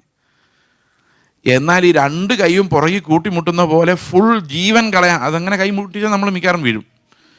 ജീവൻ കളയാനുള്ള സ്നേഹമാണ് ഭാര്യയോടുള്ളതെങ്കിൽ ഈ ഭർത്താവ് ഭാര്യയോട് എന്തായിരിക്കും പറയുന്നത്? നീ ഒന്നും ചെയ്യണ്ട, നീ ചെയ്താൽ ശരിയാവില്ല, ഇത് ഞാൻ തന്നെ ചെയ്തോളാം എന്നല്ലേ പറയുള്ളൂ? അങ്ങനെയല്ലേ പറയുള്ളൂ? അങ്ങനെ ആരും പറഞ്ഞിട്ടില്ല എന്ന് തോന്നുന്നല്ലേ? അങ്ങനെ പറയുള്ളൂ. കർത്താവ് നമ്മളോട് പറയുന്നത് അതാ, നീ ചെയ്താൽ ശരിയാവില്ല, ഇത് ഞാൻ തന്നെ ചെയ്തോളാം, നീ ഒന്നും മിണ്ടാതിരുന്നാൽ മതി. നിന്റെ പഴയ ആ ഉഴപ്പ് പണിയുണ്ടല്ലോ, അതുമായിട്ട് നീ ഇടയ്ക്ക് കയറി ഉപ്പൊന്നും ഇടാതിരുന്നാൽ മതി. നീ എവിടെ മരിക്കുന്നോ അവിടെ ഞാൻ ഈ പണി മുഴുവൻ പൂർത്തിയാക്കിക്കോളാം. അങ്ങനെ നമ്മളിൽ ജീവിക്കുന്ന നമ്മുടെ കർത്താവ് ഇത് പൂർത്തിയാക്കാൻ വേണ്ടിയാണ് ഞാൻ മരിക്കുന്നത്, മിണ്ടാതിരിക്കുന്നത്. അവിടെ ഞാൻ വിചാരിക്കുക, എൻ്റെ കർത്താവ് എന്നിൽ വസിക്കുന്നത് കൊണ്ട് എനിക്ക് സ്വസ്ഥതയുണ്ട് പിതാവിനോട്. കാരണം വൈകിട്ടാവുമ്പോൾ കർത്താവ് പറയുക, നീ ചെയ്തില്ലല്ലോ, ഒന്നും ഇല്ല, വിഷമിക്കണ്ട, നീ എന്തെല്ലാമാണോ ചെയ്യേണ്ടിയിരുന്നത് അതെല്ലാം നിന്റെ പേരിൽ ഞാൻ ചെയ്തു തീർത്തിട്ടുണ്ട്, അതുകൊണ്ട് നീ മരിക്കണ്ട. ഇതാണ് ജീവന്റെ പ്രമാണം. ജീവന്റെ പ്രമാണം വന്നത് നിസ്സാരമായ ഒരു മനുഷ്യനെടുത്താൽ പൊങ്ങുന്ന ഒരു നീതിയുടെ സിസ്റ്റമായിട്ടല്ല, പിന്നെയോ അത് യേശുവിനാൽ മാത്രം സാധിക്കുന്ന, വിശ്വാസത്താൽ നമുക്ക് ലഭിക്കുന്ന ഒരു നീതിയുടെ സിസ്റ്റത്തിലൂടെയാണ് ദൈവം നമ്മളെ രക്ഷിച്ചത്. ഇനി റോമാലേഖനം 5:1 വായിക്കാം. വിശ്വാസത്താൽ നീതീകരിക്കപ്പെട്ടിട്ട് നമുക്ക് നമ്മുടെ പിതാവായ യേശുക്രിസ്തു മൂലം നമുക്ക് ദൈവത്തോട് സമാധാനമുണ്ട്. എന്തുകൊണ്ട് സമാധാനമുണ്ട്? എൻ്റെ പ്രവൃത്തികൾ നോക്കിയിട്ടല്ല ഞാൻ സമാധാനിക്കേണ്ടത്, എൻ്റെ ഉള്ളിൽ വസിക്കുന്ന ക്രിസ്തുവിൻ്റെ ജീവനെ കണ്ടിട്ടാണ് ഞാൻ പിതാവിനോട് സമാധാനമുള്ളവനായിട്ട് മാറുന്നത്. അപ്പം ശരിക്കും സമാധാനം, സ്വസ്ഥത പ്രാപിക്കാൻ നാം നുറുക്കപ്പെടേണ്ടതുണ്ട്. നമ്മുടെ പഴയ മനുഷ്യൻ മരിക്കേണ്ടതുണ്ട്. ഓരോ നിമിഷവും നമ്മൾ മരണത്തിന് ഏൽപ്പിച്ചു കൊടുക്കുമ്പോൾ നമ്മളിൽ ഉരുവാകുന്ന ക്രിസ്തുവിൻ്റെ സ്വരൂപത്തോട് ചേർന്ന് ഉരുവാകുന്ന പുതിയ മനുഷ്യനാണ് നമ്മുടെ അകത്തേക്ക് ഈ സ്വസ്ഥത നൽകുന്നത്. എഫേസ്യ ലേഖനം 2-ാം 9-10 വാക്യങ്ങൾ നമുക്ക് വായിക്കാം. 9-10 എഫേസ്യർ chapter 2 verses 9 and 10. ദൈവത്തിന്റെ ദാനമത്രയാകുന്നു, ആരും പ്രശംസിക്കാതിരിപ്പാൻ പ്രവൃത്തികളും കാരണമല്ല. രക്ഷയെക്കുറിച്ചാണ് പറയുന്നത്. രക്ഷയെക്കുറിച്ച് പറയുന്നത് ആരും പ്രശംസിക്കാതിരിപ്പാൻ പ്രവൃത്തികളും കാരണമല്ല. കാരണം എന്താണെന്ന് വെച്ച് കഴിഞ്ഞാലേ, ഈ പ്രവൃത്തികളാൽ ഒരു പ്രശംസ ഉണ്ടാകണമെങ്കിൽ ഏത് ബാസ്ക്കറ്റ് ആയിരിക്കും അവരെടുക്കുന്നത്? പ്രവൃത്തികളാൽ ഒരു പ്രശംസ ഉണ്ടാകണമെങ്കിൽ ഏത് ബാസ്ക്കറ്റ് ആയിരിക്കും അവരെടുക്കുന്നത്? അനുസരിക്കാൻ പറ്റുന്ന ഒരു ബാസ്ക്കറ്റ് ആയിരിക്കും. അതുകൊണ്ട് രക്ഷ വേണ്ട എന്ന് ദൈവം തീരുമാനിച്ചു. സ്വർഗത്തിൽ ചെല്ലുമ്പോൾ ഞാൻ ആദ്യം വിചാരിച്ചിരുന്ന ദൂതന്മാരെല്ലാം കൂടെ എഴുന്നേറ്റ്, ഓ ചേസ് വന്നിട്ടുണ്ട് കേട്ടോ, നമുക്ക് എല്ലാവർക്കും എഴുന്നേറ്റ് കൈയടിച്ച് ഈ കൈയടിച്ച് സ്വീകരിക്കൽ ഇവിടെ മാത്രമേ ഉള്ളൂ, സ്വർഗത്തിലുണ്ടാവില്ല. ഞാൻ സത്യം പറഞ്ഞാൽ ഏറ്റവും ഫ്രണ്ടിൽ പോയിരിക്കാൻ കാരണം അത്രയും കുറച്ച് കൈയടിച്ചാൽ മതിയെന്ന് വിചാരിച്ചു. എനിക്ക് ഭയങ്കര ഇറിറ്റേഷൻ അത് കേൾക്കുമ്പോൾ, സത്യമായിട്ടും. കാരണം നമ്മളൊന്നും കൈയടിക്കാൻ മാത്രം ഒന്നും ഇല്ല നമ്മൾ. Really if you look into a mirror and examine. ഞാൻ പലപ്പോഴും ആലോചിച്ചിട്ടുണ്ട്, കണ്ണാടിയുടെ മുമ്പിൽ നിന്നിട്ട് ഞാൻ നിലവിളിച്ചിട്ടുണ്ട്. ഞാൻ കുറേ നാൾ കണ്ണാടി നോക്കില്ലായിരുന്നു. കാരണം എന്നോട് എൻ്റെ പ്രതിബിംബം ചോദിക്കും, നീ ആണോടാ ഈ വചനം പറയാൻ പോകുന്നതെന്ന്. ഉത്തരവില്ല. കാരണം എൻ്റെ അകം കണ്ടു കഴിയുമ്പം I am so unworthy even to stand with the Bible. അപ്പം ഞാൻ എന്നെ അങ്ങനെ കാണുമ്പോൾ എനിക്ക് ഭയങ്കര ഭയം തോന്നുമായിരുന്നു. പിന്നെ ആ കൃപയുടെ ഒരു സന്തോഷം തോന്നിക്കഴിഞ്ഞപ്പോൾ ഞാൻ എന്നെ ശരിക്കും ഒന്ന് കണ്ണാടി തന്നെ നോക്കാൻ തുടങ്ങിയത്. ഞാൻ കണ്ണാടിയിൽ അധികം നോക്കാത്ത ആളാന്ന് ചിലപ്പോൾ നിങ്ങൾക്ക് എന്നെ കാണുമ്പോഴേ മനസ്സിലാവുമായിരിക്കും. നിങ്ങളോട് പറയുമല്ലോ, എക്സാമ്പിളാണ്, ആരും കൈപ്പൊക്കരുത്. സ്വർഗത്തിൽ പോകേണ്ടവരൊക്കെ ഒന്ന് കൈപ്പൊക്കി. ഞാൻ ശരി. നിങ്ങൾ രാവിലെ 5 മണിക്ക് എഴുന്നേക്കണം. ഓക്കെ സാർ, ഓക്കെ കർത്താവ്. അരമണിക്കൂർ പ്രാർത്ഥന, ഓക്കെ. 15 മിനിറ്റെങ്കിലും ബൈബിൾ വായിക്കണം, ഓക്കെ. ഒരു ദിവസം ഒരാളുടെങ്കിലും സുവിശേഷം പറയണം, ട്രാക്ട് കയ്യിൽ വേണം, ഓക്കെ. ചർച്ചിൻ്റെ എല്ലാ മീറ്റിങ്ങിനും സംബന്ധിക്കണം, ഓക്കെ. എല്ലാം അനുസരിച്ചു. സ്വർഗത്തിൽ ഞാൻ ചെന്നു, വേറൊരുത്തം ചെന്നില്ല. അപ്പം എൻ്റെ പ്രശംസ എന്തിലായിരിക്കും? ഞാൻ രാവിലെ വൈബ്രേഷൻ ഉണ്ടെങ്കിൽ ഭയങ്കര പ്രശംസയായിരിക്കും. 5 മണിക്ക് എഴുന്നേറ്റവനാണ്. കേട്ടണ്ട? ഇതെല്ലാം വ്യാജം, ദൈവത്തിൻ്റെ മുമ്പിലുള്ള നിന്ന. ഞാൻ എന്തെങ്കിലും ആണെന്ന് അവകാശപ്പെടുന്നത്, ഞാൻ എന്തെങ്കിലും ചെയ്തു എന്ന് അവകാശപ്പെടുന്നത് ദൈവത്തോടുള്ള നിന്ദയാണ്. കാരണം എൻ്റെ ആത്മമണവാളനല്ല, യേശു അല്ലാതെ ആരും ഒന്നും ചെയ്തിട്ടില്ല. മനസ്സിലാവുന്നുണ്ടോ നിങ്ങൾക്ക്? അവിടെ സ്വസ്ഥത ഉണ്ടാകുന്നത് കർത്താവിൻ്റെ ആത്മാവ് കാരണമാണ്. ഞാൻ എന്തെങ്കിലും ചെയ്തു വെച്ചിട്ടല്ല. ആരും പ്രശംസിക്കാതിരിപ്പാൻ നമ്മൾ എടുക്കുന്ന ഈ പ്രവൃത്തികൾ കാരണമല്ല. പക്ഷെ പ്രവൃത്തികൾ രക്ഷയുടെ ഒരു വലിയ പാക്കേജാണ്. ശരിക്കും പ്രവൃത്തികളാ ദൈവത്തിൻ്റെ ഉദ്ദേശം. പക്ഷെ നമ്മുടെ ആ ബാസ്ക്കറ്റ് അല്ല, വേറൊരു ബാസ്ക്കറ്റ്. അടുത്ത വാക്യം, 10-ാം വാക്യം. നാം അവന്റെ കൈപ്പണിയായി എന്ന് പറഞ്ഞാൽ ഏദൻ തോട്ടത്തിൽ എങ്ങനെ ദൈവം ആദമിനെ കൈപ്പണിയായി സൃഷ്ടിച്ചോ അതുപോലെ തന്നെ നമ്മുടെ ഉള്ളിൽ യേശുക്രിസ്തുവിന്റെ സ്വരൂപത്തിൽ ഒരു കൈപ്പണി കൂടെ ദൈവം ഇപ്പൊ ചെയ്തുകൊണ്ടിരിക്കുകയാണ്. ആ പ്രോസസ് ഇങ്ങനെ നടന്നുകൊണ്ടിരിക്കുക. എന്തിനു വേണ്ടിയെന്നറിയോ? സൽപ്രവൃത്തികൾക്കായിട്ട് ക്രിസ്തു യേശുവിൽ സൃഷ്ടിക്കപ്പെട്ടവരാകുന്നു. നാം ചെയ്തു പോരേണ്ടതിന് ദൈവം മുന്നൊരുക്കിയിരിക്കുന്നു. അപ്പം ഞാൻ ആദ്യം വിചാരിച്ചിരുന്നത് എന്താണെന്ന് വെച്ച് കഴിഞ്ഞാൽ, രാവിലെ എഴുന്നേൽക്കുന്നു, പല്ല് തേക്കുന്നു, ഒരു വലിയ പ്രവൃത്തിയും അല്ലേ പിള്ളേരെ? എനിക്ക് ഏറ്റവും വലിയ പ്രവൃത്തി എൻ്റെ ചെറുപ്പത്തിൽ ചായ കുടിക്കുന്നതായിരുന്നു. എൻ്റെ അപ്പം പട്ടാളക്കാരനായിരുന്നു. രാവിലെ ഒരു കപ്പ് ചായ കുടിച്ചിരിക്കണമെന്ന് നിർബന്ധം. എനിക്കാണ് ചായ കാണുന്ന ദേഷ്യമാണ്. പിന്നെ അപ്പനെ ബോധിപ്പിക്കാൻ വേണ്ടി അത് കുറച്ചൊന്ന് തണുക്കാൻ വേണ്ടി വെയിറ്റ് ചെയ്യും. തണുത്ത് കഴിയുമ്പോൾ ഒറ്റ ഗൾപ്പാണ് എല്ലാം കൂടെ കണ്ണടച്ച് പിടിച്ച്. അങ്ങനെയാണ് ചായ കുടിച്ചുകൊണ്ടിരുന്നത്. ഒരു വലിയ പണി. അപ്പോൾ രാവിലെ എഴുതി വയ്ക്കുക പ്രധാനപ്പെട്ട ദുഷ്ടപ്പണികൾ: ഒന്ന് പല്ല് തേക്കുക, മറ്റൊന്ന് ചായ കുടിക്കുക.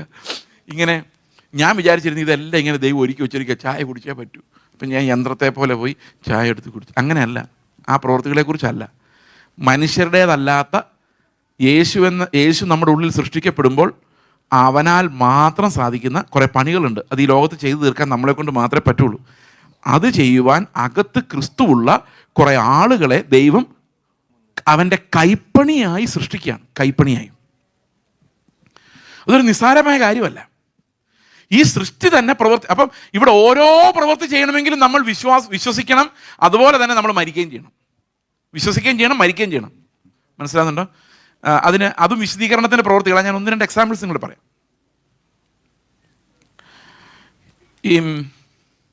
ഒരു ദിവസം ഞങ്ങളുടെ വീട്ടിൽ ഒരു സഹോദരി താമസിക്കാനായിട്ട് വന്നു. താമസിക്കാൻ വന്നത് എങ്ങനെയാണെന്ന് വെച്ച് കഴിഞ്ഞാൽ, അവരൊരു കേരളത്തിലുള്ളൊരു ഡോക്ടർ ഫാമിലിയായിട്ട് ഞങ്ങൾക്ക് വളരെ അടുത്ത ഒരു ബന്ധമുണ്ട്. അപ്പം ഈ ലേഡി ഡോക്ടർ ഭയങ്കര സിമ്പതറ്റിക് അല്ല, ആരെ കണ്ടാലും ഭയങ്കര സിമ്പതിയാണ്. അപ്പോൾ ക്ലിനിക്കിൽ ഒരു സഹോദരി ഒരു ലേഡി ചെന്നിട്ട് പറഞ്ഞു, ഞാൻ ചെറുപ്പകാലം തൊട്ടേ ഒരു ഓർഫനേജിലാണ് താമസിച്ചിട്ടുള്ളത്. ആഹാരം കഴിക്കാൻ ക്യൂ, പല്ല് തേക്കാൻ ക്യൂ, ബാത്റൂമിൽ പോകാൻ ക്യൂ, എല്ലാത്തിനും ക്യൂ നിന്ന് ഞാൻ മടുത്തു. എനിക്കൊരു വീട്ടിൽ ഒരാഴ്ച താമസിക്കണമെന്ന് ഭയങ്കര ആഗ്രഹമാണ്. നല്ല ആഗ്രഹമല്ലേ? അപ്പോൾ ഈ ഡോക്ടർ പറഞ്ഞു, ഒരു കാര്യം ചെയ്യ്, നീ എൻ്റെ കൂടെ പോരെ. വിളിച്ചുകൊണ്ട് വീട്ടിൽ പോയി. എന്നാലോചിച്ച് നോക്കി, ഒരു പരിചയമില്ല. വീട്ടിൽ പോയി ഒരാഴ്ച താമസിച്ചു. കഴിഞ്ഞപ്പോൾ ഇവർക്ക് തിരിച്ചു പോകാനൊരു മൂഡൊന്നും ഇല്ല. അവർക്ക് അവിടെ തന്നെ താമസിക്കാൻ ഇഷ്ടം. അപ്പോൾ അവിടെ അവർക്ക് വാടക വീടൊക്കെയാണ്, ആകെ കൺജസ്റ്റഡാണ്. അപ്പോൾ അവർ ഞങ്ങളോട് ഓങ്കോളി വിളിച്ചിട്ട് പറഞ്ഞു, ഒരു സഹോദരി അങ്ങോട്ടൊന്ന് വിട്ടേക്കട്ടെ ചോദിച്ചു. കുറേ നാളത്തേക്ക് ഞങ്ങൾ പറഞ്ഞു വിട്ടേക്കാൻ പറഞ്ഞു. അപ്പോൾ അങ്ങനെ ഒരു ഓങ്കോളിലെത്തി. പതുക്കെ ഞങ്ങൾക്കൊരു കാര്യം മനസ്സിലായി. ഇവർ പറയുന്ന ടെസ്റ്റ് മണി കറക്റ്റ് അല്ല. കാരണം ഇവർ പറയുന്ന തമിഴത്തെയാണ്. യാതൊരു അഡ്രസ് പ്രൂഫും ഇല്ല, ആധാർ കാർഡില്ല, ഐഡൻറ്റിറ്റി കാർഡില്ല, ബാങ്കിൽ അക്കൗണ്ടില്ല. അതായത് ആ സഹോദരി, ആ സ്ത്രീ അങ്ങനെ നിൽക്കുന്നതല്ലാതെ വേറെ ഒരു തെളിവില്ല. അവരെന്ത് പറഞ്ഞോ അത് വിശ്വസിക്കുക, അത്രയും മാത്രമേ ഉള്ളൂ. പതുക്കെ ഈ ശ്രീലങ്കയിൽ വർക്ക് ചെയ്തിട്ടുള്ള ഒരു മിഷണറി വന്നപ്പോൾ പറഞ്ഞു, ഇവർ സംസാരിക്കുന്ന തമിഴ് ഇന്ത്യൻ തമിഴല്ല, ഇത് ശ്രീലങ്കൻ തമിഴാണ്. അപ്പം ഞങ്ങൾക്ക് സംശയം, ഇനി വല്ല പുലി വല്ലതാണോ, തമിഴ് പുലി അവിടെ നിന്ന് ചാടിപ്പോകുന്നതാണോ, അതറിയത്തില്ല. അപ്പം ഞങ്ങൾ ഇതെന്ത് ചെയ്യണം, ഇത് ആരാന്നറിയത്തില്ല, ഇവള് പറയുന്നത് സത്യമാണെന്നറിയില്ല. അവസാനം ഞങ്ങളുടെ ഒരു സുഹൃത്ത് അന്വേഷിച്ചപ്പം ഇവള് പറഞ്ഞ സ്ഥലത്ത് ഒരു ഓർഫനേജ് ഉണ്ടായിരുന്നതേ ഇല്ല. ഓർഫനേജ് അടുത്ത കാലത്ത് തുടങ്ങിയത്. ഇവള് പറഞ്ഞ കാലത്തൊന്നും അവിടെ ഒരു ഓർഫനേജ് ഉണ്ടായിരുന്നില്ല. ഇപ്പോൾ ഇവൾ ഓർഫനേജിൻ്റെ ബോർഡ് മാത്രമേ കണ്ടിട്ടുള്ളൂ. അപ്പോൾ ഇതെന്താണ് ഇവളെന്ന് അറിയാൻ ഒരു വഴിയില്ലാതിരിക്കുമ്പോഴാണ് ഒരു ഫോൺ കോൾ വരുന്നത്. ഇവിടെ പെണ്ണ് കാണാൻ ഒരാൾ വരുന്നുണ്ടെന്ന്. അത് കൊള്ളാം ഐഡിയ. അപ്പോൾ ഞങ്ങൾ വിചാരിച്ചു അയാൾക്ക് വല്ലതും അറിയാമായിരിക്കും, എന്നാൽ വരട്ടെ, ഇവനെ ഇവിടെ ഇട്ട് പിടിക്കാം, ഓങ്കോളല്ലേ, ആന്ധ്രയിലല്ലേ, വരട്ടെ എന്ന് വിചാരിച്ചു. അപ്പോൾ അയാൾ ഓഗസ്റ്റ് എന്ന് തോന്നുന്നു, അത് ഏതോ ഒരു മാസം 2-ാം തീയതി മറ്റോ വരുമെന്ന് പറഞ്ഞു. ഒരു 3 ദിവസം മുമ്പ് വിളിച്ച് പറഞ്ഞു ഞാൻ വരത്തില്ല. ഇവള് വയലൻ്റായി ബോധം കെട്ട് വീഴുന്നു. ഞങ്ങൾ വെള്ളം തെളിക്കുന്നു, എഴുന്നേറ്റ് വരുന്നു, പിന്നെയും ബോധം കെട്ട് വീഴുന്നു. അവസാനം ഞങ്ങളുടെ പിള്ളേരും ഞങ്ങളുടെ ചർച്ചിലുള്ള 2 സഹോദരങ്ങളൊക്കെ ഉണ്ടായിരുന്നു. അവരെല്ലാം കൂടെ ഇവളെ എടുത്ത് ഒരു കട്ടിലേക്ക് കൊണ്ടൊക്കെ കിടത്തി, ബോധമില്ല. അപ്പോൾ ഞങ്ങൾ വിചാരിച്ച് എന്ത് ചെയ്യും എന്ന് വിചാരിച്ചപ്പോൾ അവൾ പെട്ടെന്ന് ചാടി ഞങ്ങൾ വെളിയിലോട്ടിറങ്ങിലും കുറ്റിയിട്ടു, ഡോറിൻ്റെ കുറ്റിയിട്ടു. ഞങ്ങളുടെ പിള്ളേർ പോയി വിൻഡോ ഒക്കെ നോക്കുമ്പം ഫാനിൽ കുരുക്കിടുക ചാകാൻ വേണ്ടി. ഞങ്ങൾ വാതിൽ ഇടിച്ചു തുറന്ന്, അന്നേരം മനസ്സിലായി തടി കൊണ്ട് ചില പ്രയോജനങ്ങളൊക്കെ ഉണ്ട്. ഇടിച്ച് തുറന്ന് അകത്ത് കയറി താഴെ ഇറക്കി കിടത്തി കഴിഞ്ഞപ്പോൾ അവൾക്ക് അപ്പം തന്നെ കേരളത്തിൽ പോകണം. അപ്പം ഞാൻ അവളോട് പറഞ്ഞു, നീ കേരളത്തിൽ പോകുമ്പോൾ അവൻ ഗുണമില്ലാത്തവനാണെങ്കിൽ നിൻ്റെ ജീവിതം ഇതോടെ തീരും. ഇനി അവൻ നല്ല പയ്യനാണെങ്കിൽ നിന്നെപ്പോലൊരു പെണ്ണ് അവനെ അന്വേഷിച്ച് എന്നാൽ അവൻ്റെ ജീവിതം ഇതോടെ തീരും. അതുകൊണ്ട് നീ ഇവിടെ ഇരിക്കും, ഞങ്ങളൊന്ന് അന്വേഷിക്കട്ടെ എന്ന് പറഞ്ഞു. അവൾ എന്ത് ചെയ്താൽ സമ്മതിക്കില്ല. രാത്രി ഇറങ്ങി ഓട്ടോ വിളിച്ച് റെയിൽവേ സ്റ്റേഷനിലേക്ക്, ഞാനും എൻ്റെ ഭാര്യയും ബൈക്കിൽ പുറകെ റെയിൽവേ സ്റ്റേഷനിലേക്ക്. അവിടെ ചെന്ന് റെയിൽവേ സ്റ്റേഷനിൽ നിന്ന് 3 ട്രെയിനുണ്ട് കേരളത്തിലേക്ക്. ഇവളോട് ഞാൻ അവളുടെ പ്ലാറ്റ്ഫോമിൽ ആ ബെഞ്ചിലിരുന്നു. ഞാൻ അവളുടെ മുമ്പിൽ മുട്ടുകുത്തി നിന്നു. എൻ്റെ ഭാര്യ അടുത്തിരിപ്പുണ്ട്. ഞാൻ അവളുടെ മുമ്പിൽ മുട്ടുകുത്തിന്ന് പറഞ്ഞു, ജീവിതം നശിപ്പിക്കരുത്, നീ ഇവിടെ തന്നെ താമസിക്കുക, നമുക്ക് പരിഹാരം ഉണ്ടാക്കാം. അവൾ പറഞ്ഞു നോ ഞാൻ പോയേ പറ്റുള്ളൂ എന്ന് പറഞ്ഞ് അവൾ ഇറങ്ങിപ്പോയി. ട്രെയിനിൽ കയറിപ്പോയി. അപ്പം ഞാൻ ഇങ്ങോട്ട് വിട്ട കുടുംബത്തെ വിളിച്ചിട്ട് പറഞ്ഞു, അവൾ പോയി കേട്ടോ എന്ന് പറഞ്ഞു. അപ്പോൾ അവർ പറഞ്ഞു, നമ്മൾ നോക്കാവുന്നിടത്തോളം എല്ലാം നോക്കി, അവൾ പറഞ്ഞതെല്ലാം കളവായിരുന്നത് കൊണ്ട് അവളുടെ ഇഷ്ടത്തിന് പോയിക്കോട്ടെ എന്ന് പറഞ്ഞു.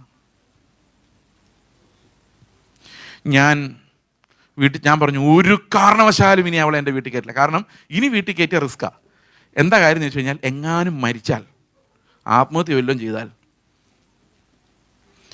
മിഷണറിയുടെ വീട്ടിൽ അജ്ഞാത യുവതിയുടെ ജഡം, ഈ ആന്ധ്രയിലെ ജയിലിൽ ഗോതമ്പുണ്ടയാണോ എന്താണെന്ന് അറിയാൻ മേലെങ്കിലും ഇപ്പം നിങ്ങളോട് പ്രസംഗിക്കാൻ ഞാൻ ഇവിടെ ഉണ്ടാകുമായിരുന്നോ അതോ അവിടെ കിടക്കുമായിരുന്നോ ഒന്നും അറിയത്തില്ല. ഞാൻ പറഞ്ഞു, ഇനി റിസ്ക് എടുക്കുന്ന പരിപാടിയില്ല അല്ലേ. നാച്ചുറൽ മാൻ അങ്ങനെയാ, പേടിയാ, അവൻ എല്ലാത്തിനും പേടിയാ. നാച്ചുറൽ മാൻ, അതായത് നമ്മൾ ക്രൂശിൽ വിട്ടുകൊടുക്കാത്ത പഴയ മനുഷ്യനുണ്ടല്ലോ, സകലതിനെയും പേടിക്കുന്നവനാ. ഞാൻ തിരിച്ച് വീട്ടിലോട്ട് ചെന്നു. ഞാൻ എൻ്റെ ഭാര്യയോട് പറഞ്ഞു, ഇങ്ങനെയുള്ളവർ ഇനി വീട്ടിൽ കയറ്റത്തില്ല. ഞാൻ പോയി വീട്ടിൽ നിന്ന് പ്രാർത്ഥിക്കാൻ വേണ്ടി മുട്ടിലേക്കിരിക്കലും കർത്താവിൻ്റെ ശബ്ദം എൻ്റെ കാതിൽ വന്ന് പറഞ്ഞു, ഇനി മേലാൽ നീ അമേസിങ് ഗ്രേസ് എന്ന പാട്ട് പാടരുത്. ഞാൻ വിയർത്തു. ഞാൻ പറഞ്ഞു, കർത്താവ് എന്തോ നീ പറയുന്നത്? നീ ചെയ്തതിനകത്ത് അമേസിങ്ങും അല്ല ഗ്രേസും ഇല്ല എന്ന് പറഞ്ഞാൽ ആശ്ചര്യവുമില്ല കൃപയുമില്ല. ഞാൻ ഉടനെ എൻ്റെ ഭാര്യയോട് പറഞ്ഞു, നമുക്ക് ഡോർ അടയ്ക്കാൻ അവകാശമില്ല. കാരണം രാജാവ് കർത്താവാണെങ്കിൽ ഡോർ അവന് മാത്രമേ അടയ്ക്കാൻ പറ്റുള്ളൂ. അവിടെ മരിക്കുന്ന ഗോതമ്പുണ്ട തിന്നാനും ജയിലിൽ പോകാനും തയ്യാറാണെങ്കിൽ മാത്രമേ എനിക്ക് യേശു ചെയ്യുമായിരുന്ന പ്രവൃത്തിയിലോട്ട് പോകാൻ പറ്റുള്ളൂ. അപ്പം എൻ്റെ മുമ്പിൽ ആത്മാവ് വെക്കുന്ന ചലഞ്ച് എന്താണെന്ന് വെച്ച് കഴിഞ്ഞാൽ, you want Christ or you want comfort. ഞാൻ ഉടനെ അവരെ ഫോൺ ചെയ്തിട്ട് പറഞ്ഞു, അവൾക്ക് എന്തെങ്കിലും പ്രോബ്ലം ഉണ്ടെങ്കിൽ നേരെ തിരിച്ചിങ്ങ് പറയാൻ പറഞ്ഞപ്പോഴാണ് എൻ്റെ ഉള്ളിൽ ആ സ്വസ്ഥത ഉണ്ടായത്. ഇപ്പോൾ കർത്താവ് പക്ഷെ അവളെ വിട്ടില്ല. കാരണം നമുക്ക് താങ്ങാനാവാത്ത പരീക്ഷകൾ ഒരിക്കലും ദൈവം തരുന്നില്ല. അത് ആദ്യം നമ്മൾ മനസ്സിലാക്കേണ്ട ഒരു പാഠം. തുടങ്ങിയാൽ നമ്മുടെ വീടിൻ്റെ സ്ഥിതി എന്താവുമെന്ന നമ്മുടെ പേടി. പക്ഷേ പ്രിയ സഹോദരങ്ങളെ, ഒരു അപ്പൻ സ്വർഗത്തിലുണ്ടെങ്കിൽ അവനാ തീരുമാനിക്കുന്നത് ആര് വരണം ആരെ വിടണം. അവന് ഗേറ്റ് അടയ്ക്കാനും തുറക്കാനും അറിയാവുന്ന ദൈവമാണ്. അതുകൊണ്ട് അവനാണ് രാജാവെങ്കിൽ അവിടെ ഒരു പ്രവൃത്തി ഉണ്ടാകണമെങ്കിൽ, ആ ദൈവത്തിന് ബ്യൂട്ടിഫുള്ളായ വിശ്വാസത്തിൻ്റെ ഒരു പ്രവൃത്തി ഉണ്ടാകണമെങ്കിൽ ഞാൻ എൻ്റെ യുക്തികളോട് മരിക്കണം. That's very difficult. Die to our own reasoning ability. കാരണം ആ പഴം നമുക്ക് തന്ന ഏറ്റവും വിശിഷ്ടമായ എബിലിറ്റി എന്ന് പറയുന്നത് റീസൺ ചെയ്യാൻ, യുക്തിയോടെ ചിന്തിക്കാനുള്ള നമ്മുടെ ഫാക്കൽറ്റിയാണ്. അതിനോട് മരിക്കുമ്പോഴാണ് ദൈവത്തിൽ നിന്നുള്ള ശബ്ദങ്ങൾ നമുക്ക് കേൾക്കാൻ പറ്റുന്നത്. പക്ഷെ ഒരു കാര്യമുണ്ട്, ഒറ്റയടിക്ക് ആരും മരിക്കുന്നില്ല. It takes years and years to experience that death. അത് നമ്മുടെ നമ്മുടെ വിശ്വാസത്തിൽ നമുക്ക് ഇപ്പം തന്നെ അറിയാമായിരിക്കാം. പക്ഷെ നമ്മുടെ ജീവിതത്തിൽ ആ മരണവും ജീവനും, യേശുവിൻ്റെ മരണത്തോടുള്ള കൂട്ടായ്മയും അവൻ്റെ പുനരുത്ഥാനത്തോടുള്ള കൂട്ടായ്മയും അവൻ്റെ നീതിയുടെ അവകാശവും അവൻ്റെ സ്വസ്ഥതയും നമ്മൾ അനുഭവിക്കണമെങ്കിൽ ടേക്സ് ടൈം. കാരണം ആ മരണത്തിൻ്റെ പങ്കാളിത്തം will grow in us and ജീവൻ്റെ പങ്കാളിത്തം will also grow in us. ഇത് പലപ്പോഴും നമ്മളെ മരണഭയം, രണ്ട് ഭയങ്ങളാണ് നമ്മുടെ സ്വസ്ഥത ഇല്ലാതാക്കുന്നത്. അതിലൊന്ന് മരണഭയമാണ്, മറ്റേ ജീവിക്കുന്നത് എങ്ങനെയെന്നുള്ള പേടിയാണ്. ഞാൻ ഇന്നലെ നിങ്ങളോട് പറഞ്ഞത് പൊതുവെ ജീവൻ്റെ ഭയത്തെക്കുറിച്ചാണ്. ഞങ്ങളുടെ ഉള്ളിൽ നിന്ന് മരണഭയം നീക്കാൻ വേണ്ടി കർത്താവ് ഇപ്പോഴും ചെയ്തുകൊണ്ടിരിക്കുന്ന പരിശ്രമങ്ങളുണ്ട്. പൂർണ്ണമായിട്ടും പോയിട്ടില്ല മരണഭയം.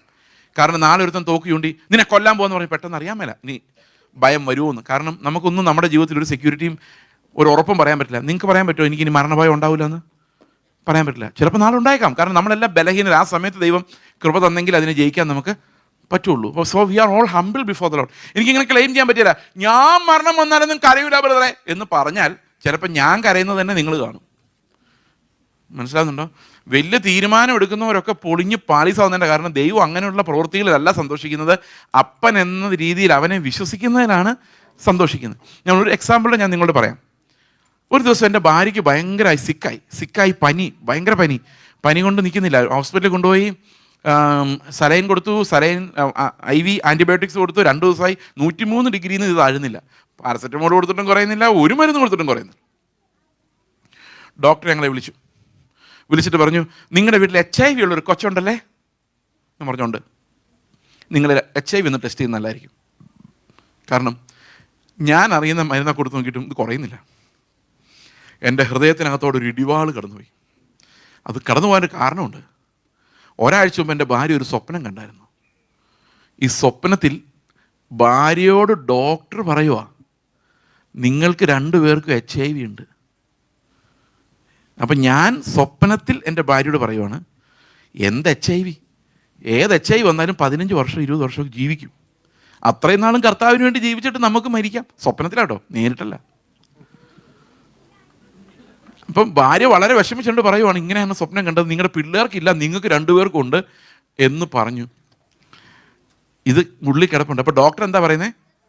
HIV പരിശോധിക്കാൻ. അപ്പോൾ ഉള്ളിൽ ഇത് ഭയം, ഇത് വെറും സ്വപ്നമായിരിക്കണേ എന്ന് പ്രാർത്ഥിച്ചുകൊണ്ടിരിക്കുമ്പോൾ ഡോക്ടർ പറഞ്ഞു, പോയി ചെക്ക് ചെയ്യാൻ. എങ്ങനെ ഇരിക്കും ഹൃദയം? ടപ്പാന്ന് അടിച്ചുകൊണ്ടിരിക്കുക. അപ്പം ഞാൻ എൻ്റെ ഭാര്യയും കൂടെ ഈ ബ്ലഡ് കൊടുത്തിട്ട് ഇങ്ങനെ ഇരിക്കുകയാണ് റിസൾട്ട് അറിയാൻ വേണ്ടി. അപ്പോൾ കർത്താവ് എന്നോട് ചോദിച്ചു, നിൻ്റെ പ്രസംഗം ഒരിത്തിരി കൂടുതലല്ലേ ഈ അടുത്തിടെയായിട്ട്? എന്താ കർത്താവേ, നീ പ്രസംഗിച്ചില്ല? ഇങ്ങനെ തന്നെ കർത്താവ്, അത് കോമഡി ഞാൻ ചേർക്കുന്നതാണെങ്കിലും ചോദ്യം ഇത് തന്നെയാണ്. കർത്താവിനോട് ചോദിച്ചു, നീ ലെപ്രസി പേഷ്യൻസിനിടയിൽ പോയി മരിച്ചുപോയ മൊറേവിയൻ മിഷണറിമാരെ കുറിച്ച് കഴിഞ്ഞ സാറോട് പറഞ്ഞില്ലേ? അപ്പം ലെപ്രസിക്കാരെ ശുശ്രൂഷിച്ച ആൾക്കാർക്ക് ആ ലെപ്രസി പിടിച്ച് മരിക്കാം. അങ്ങനെയാണെങ്കിൽ HIV പിടിച്ച ഒരാളെ ശുശ്രൂഷിച്ചിട്ട് നിനക്കിത് കിട്ടിയാൽ നീ സ്വീകരിക്കുമോ ഇല്ലയോ? എങ്ങനെയുണ്ട് ചോദ്യം? ഞാൻ എൻ്റെ ഭാര്യയോട് പറഞ്ഞു, കർത്താവ് ഇത് തരുമായിരിക്കും, നമുക്ക് സ്വീകരിച്ചുകൊണ്ട് സ്തോത്രം പറയാം. എൻ്റെ ഭാര്യ അവിടെ ഇരുന്ന് കരയാൻ തുടങ്ങി. കാരണം സ്വപ്നത്തിൽ ഞാൻ കൂളാ, ഇതുവരെ സ്വപ്നം വളരെ കറക്റ്റാ. അവിടെ ഇരുന്ന് കർത്താവ് എന്നെ കൊണ്ട് പറയിപ്പിച്ചു, മരിച്ചാലും സാരമില്ല. റിസൾട്ട് വന്നപ്പോൾ ഒന്നുമില്ല. അപ്പം ഞാൻ ഈ ഡോക്ടർമാരെ വിളിച്ച്, എനിക്ക് പരിചയമുള്ള ഡോക്ടർമാരോട് പറഞ്ഞു, നിങ്ങൾക്ക് എന്തിൻ്റെ കുഴപ്പം, നിങ്ങൾ എന്തിനായിട്ട്? പക്ഷേ ദൈവം ഞങ്ങളെ ഒരുക്കുന്നത് എന്തിനാന്ന് വെച്ച് കഴിഞ്ഞാൽ, കർത്താവ് വിളിക്കുന്ന വിളി വാ മരിക്കുക എന്നാ. കാരണം പഴയതിനോട്, മരണഭയത്തോട്, ഇതിനോട് മരിക്കാൻ ദൈവം പല ബ്രോക്കൺ എക്സ്പീരിയൻസസിലൂടെ നമ്മളെ കടത്തിവിട്ട് കർത്താവ് എത്രയും പെട്ടെന്ന് എനിക്ക് അങ്ങോട്ട് വന്നാൽ മതി എന്ന് തോന്നിപ്പിക്കാൻ വേറെ വഴിയില്ല. അല്ലെങ്കിൽ ലോകത്തിൻ്റെ അട്രാക്ഷനെ കുറിച്ച് പ്രസംഗിക്കാം നമുക്ക് കുറച്ചു നേരം, എന്ത് രസമായിരിക്കും എന്നൊരു കേൾക്കാൻ. പക്ഷെ അതൊരു മായ ചന്തയാണ്, സ്വപ്നങ്ങളുടെ കച്ചവടം. പ്രിയ സഹോദരങ്ങൾ, അതൊരു സ്വസ്ഥതയും നിങ്ങൾക്ക് നൽകില്ല. ഞാനൊരു എക്സാമ്പിൾ നിങ്ങളോട് പറയാം. ഒരു പ്രവാചകൻ എന്ന് പറയാം ഒരു പെൺകുട്ടിയോട്, നിന്നെക്കുറിച്ച് പ്രാർത്ഥിക്കുമ്പം നീ ആകാശത്തിലൂടെ കടന്നു പോകുന്നതായിരുന്നു പറഞ്ഞാൽ, സ്വർഗത്തിലോട്ടല്ല, അമേരിക്കയിലോട്ടാ. അപ്പോൾ ഇവളിങ്ങനെ, പിന്നെ തണുപ്പുള്ള ദേശത്ത് ഇങ്ങനെയൊക്കെയാണ്, നല്ല സ്റ്റൈലാട്ടോ അത്. അപ്പോൾ ഈ പ്രവചനം കേൾക്കുമ്പം ഈ കേട്ടോണ്ടിരിക്കുന്ന മോൾക്ക് ഒരു ആശ്വാസമാണ്. കാരണം എഡ്യൂക്കേഷൻ ലോൺ എടുത്ത് അത് അടച്ചിട്ടില്ല, വീട്ടിലെ പ്രാരാബ്ദങ്ങളൊക്കെയാണ്. അപ്പോൾ ഈ പ്രവാചകനെ ഓർത്ത് ദൈവത്തിന് നന്ദി പറയും. കാരണം ഒരു 5 മിനിറ്റ് ആശ്വാസം ചില്ലറയല്ല. പണ്ടത്തെ കാലത്ത് ചെറുപ്പത്തിലെ ഈ കലീഡോസ്കോപ്പ് വെച്ച്, നിങ്ങൾക്കറിയാം, മൂവി കാണിക്കുമായിരുന്നു ആൾക്കാർ, ഫിലിം ഇങ്ങനെ റോൾ ചെയ്തിട്ട്. അങ്ങനെ ഓർമ്മയില്ലേ നിങ്ങൾക്ക്? ഈ നമ്മുടെ നാട്ടിലൊക്കെ കണ്ടിട്ടുണ്ട്, മണി അടിച്ച ആൾക്കാർ വന്നിട്ട് കലീഡോസ്കോപ്പ് 1 രൂപ കൊടുത്താൽ അയാൾ കുറേ നേരം ഇതിനകത്തോടെ നോക്കിപ്പിക്കും. അപ്പോൾ അതിനകത്ത് ഇങ്ങനെ പിക്ചർ മാറി വരും. കണ്ടിട്ടുണ്ടോ പരിപാടി? അല്ലേ വേണ്ട.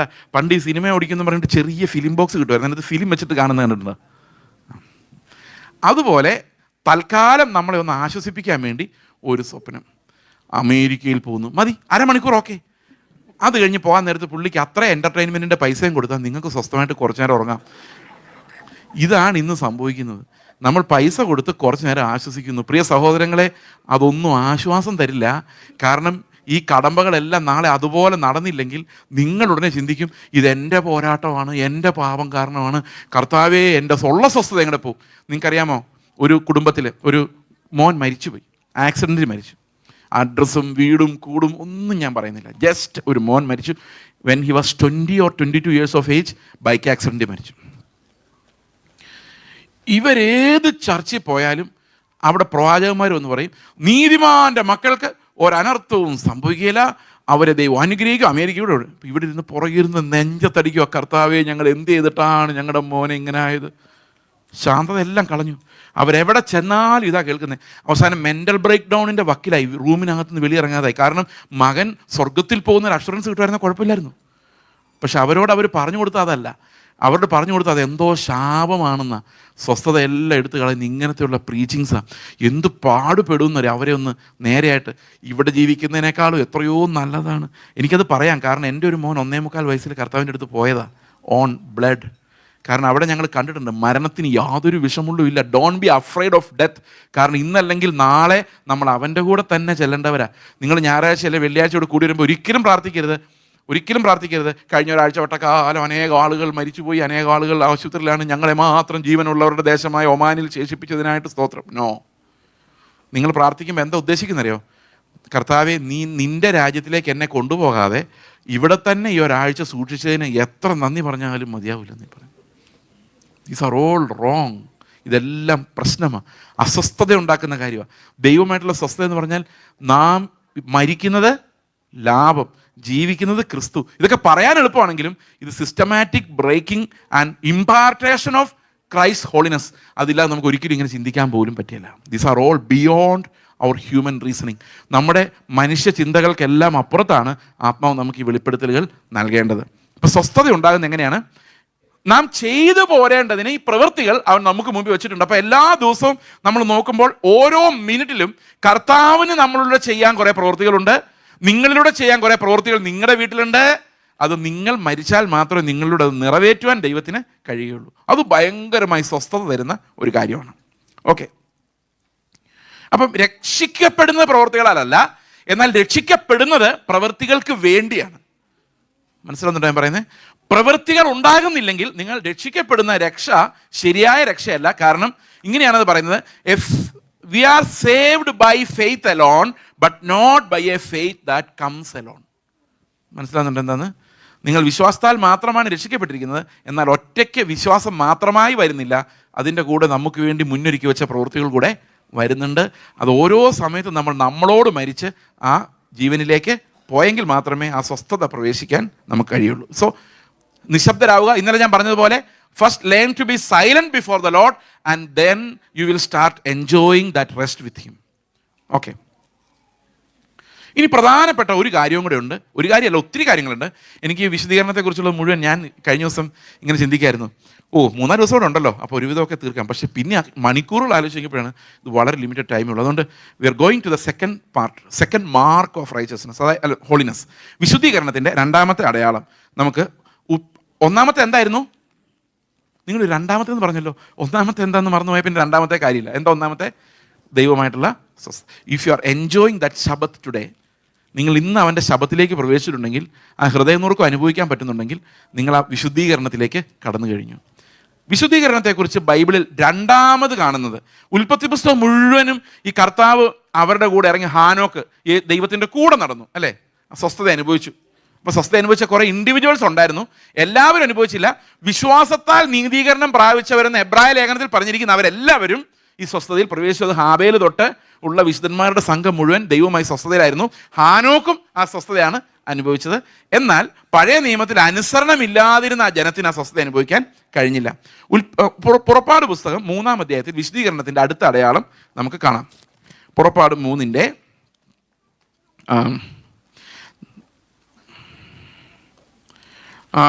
2-ാം വാക്യം. അവിടെ യഹോവയുടെ ദൂതൻ ഒരു മുൾപ്പടർപ്പിന് നടുവിൽ നിന്ന് അഗ്നിജ്വാലയിൽ അവന് പ്രത്യക്ഷനായി.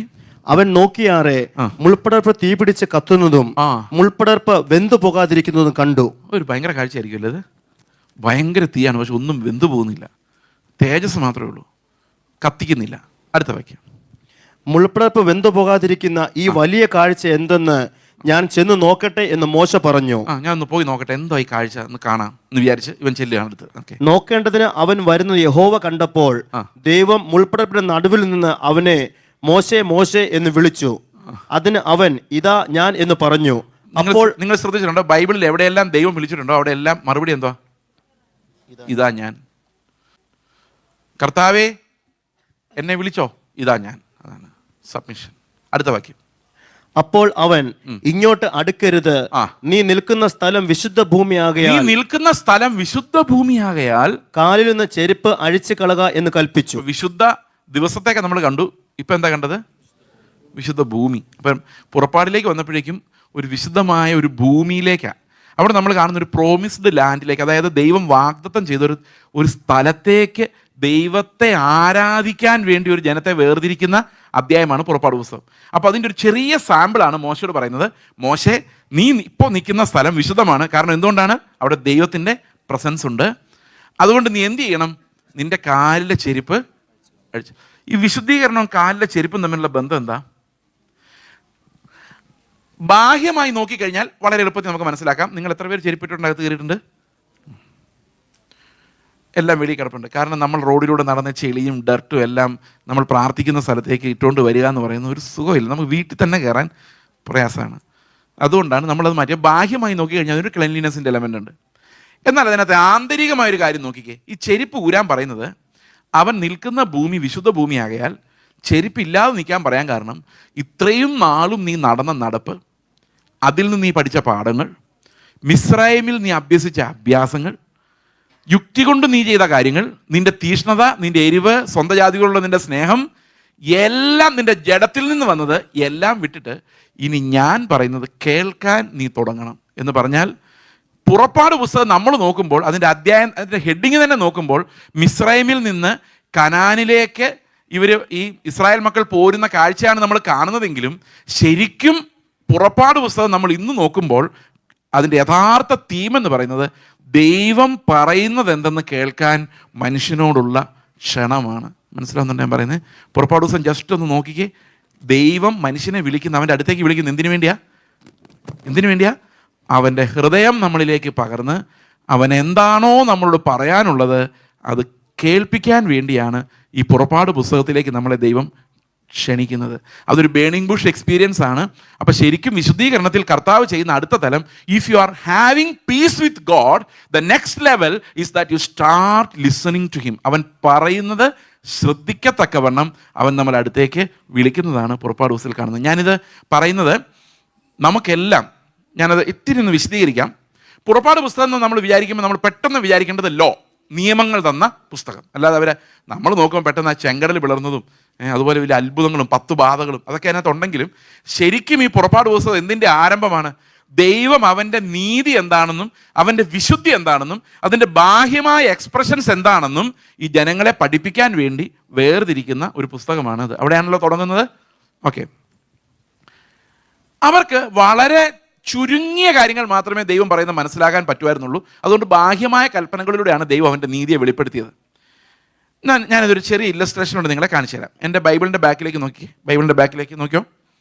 ഓക്കെ, ഇവിടുന്ന് ഇതിനെ 3ആയിട്ട് ഞാൻ തിരിക്കാം. ആത്മാവ്, ദേഹി, ദേഹം. എന്താണ് ആത്മാവ്, ദേഹി, ദേഹം?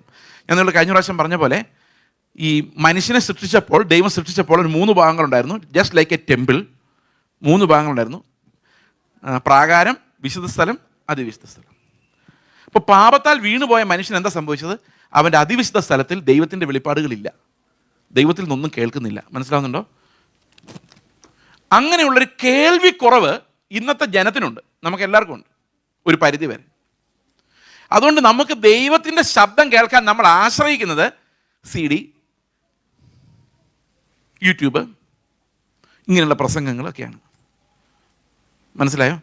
ഇത് ഏറ്റവും ബെസ്റ്റ് മെത്തഡല്ല, ഇപ്പോൾ അവൈലബിൾ ആയിട്ടുള്ളതിൽ ഏറ്റവും ബെസ്റ്റ് മെത്തഡാണെന്നേ ഉള്ളൂ. പക്ഷെ അത് പോരാ. ഇത് നമ്മളെ വളരെ ബാഹ്യമായ ചില സൂചനകൾ മാത്രം നിങ്ങളുടെ ഹൃദയത്തിൽ തരാനേ ഈ ക്ലാസ്സുകൾ കൊണ്ട് ഉപകരിക്കുകയുള്ളൂ. പക്ഷെ നിങ്ങൾക്ക് ശരിക്കും വിശുദ്ധീകരണം ഉണ്ടാകണമെങ്കിൽ നിങ്ങളുടെ ആത്മാവ് ജീവൻ പ്രാപിക്കുകയും അത് നിങ്ങളുടെ പ്രാണനോട് ഇടപെടാൻ തുടങ്ങുകയും വേണം. മനസ്സിലാവുന്നുണ്ടോ ഞാൻ പറയുന്നത്? നിങ്ങളുടെ ഉള്ളിലുള്ള ശബ്ദം നിങ്ങൾ കേൾക്കാൻ, ദൈവത്തിൻ്റെ ആത്മാവ് നിങ്ങളോട് എന്തു പറയുന്നു എന്നുള്ള ശബ്ദം നിങ്ങൾ കേൾക്കാൻ തുടങ്ങിയെങ്കിൽ മാത്രമേ ഇത് ജീവനായി നിങ്ങളിലേക്ക് വരുള്ളൂ. എനിക്ക് നിങ്ങൾക്ക് ജീവിപ്പിക്കാനുള്ള യാതൊരു ശക്തിയും എനിക്കില്ല, പക്ഷെ ആത്മാവിന് മാത്രം അത് കഴിയുള്ളൂ. ആത്മാവ് നിങ്ങളുടെ ഉള്ളിൽ സംസാരിക്കാൻ തുടങ്ങിക്കഴിഞ്ഞാൽ, അങ്ങനെ റെവലേഷൻ നിങ്ങൾക്ക് കർത്താവിൽ നിന്ന് ലഭിക്കാൻ തുടങ്ങിക്കഴിഞ്ഞാൽ, വാക്യത്തിനകത്ത് കർത്താവ് എന്തിനാ ഇത് എഴുതി വെച്ചിരിക്കുന്നതെന്നുള്ള മർമ്മം എനിക്ക് വെളിപ്പെട്ട് തുടങ്ങിക്കഴിഞ്ഞാൽ ഞാൻ വിശുദ്ധീകരണത്തിൻ്റെ അടുത്ത തലത്തിലേക്ക് കടന്നു എന്നാണ് അതിൻ്റെ അർത്ഥം. മനസ്സിലാവുന്നുണ്ടോ ഞാൻ പറയുന്നത്? ഒന്നുകൂടെ വിശദീകരിക്കാം. 1 യോഹന്നാൻ 2-ാം അധ്യായത്തിൻ്റെ 27-ാം വാക്യം. 1 John chapter 2 verse 27. അവനാൽ പ്രാപിച്ച അഭിഷേകം നിങ്ങളിൽ വസിക്കുന്നു. ആരും നിങ്ങളെ ഉപദേശിപ്പാൻ ആവശ്യമില്ല.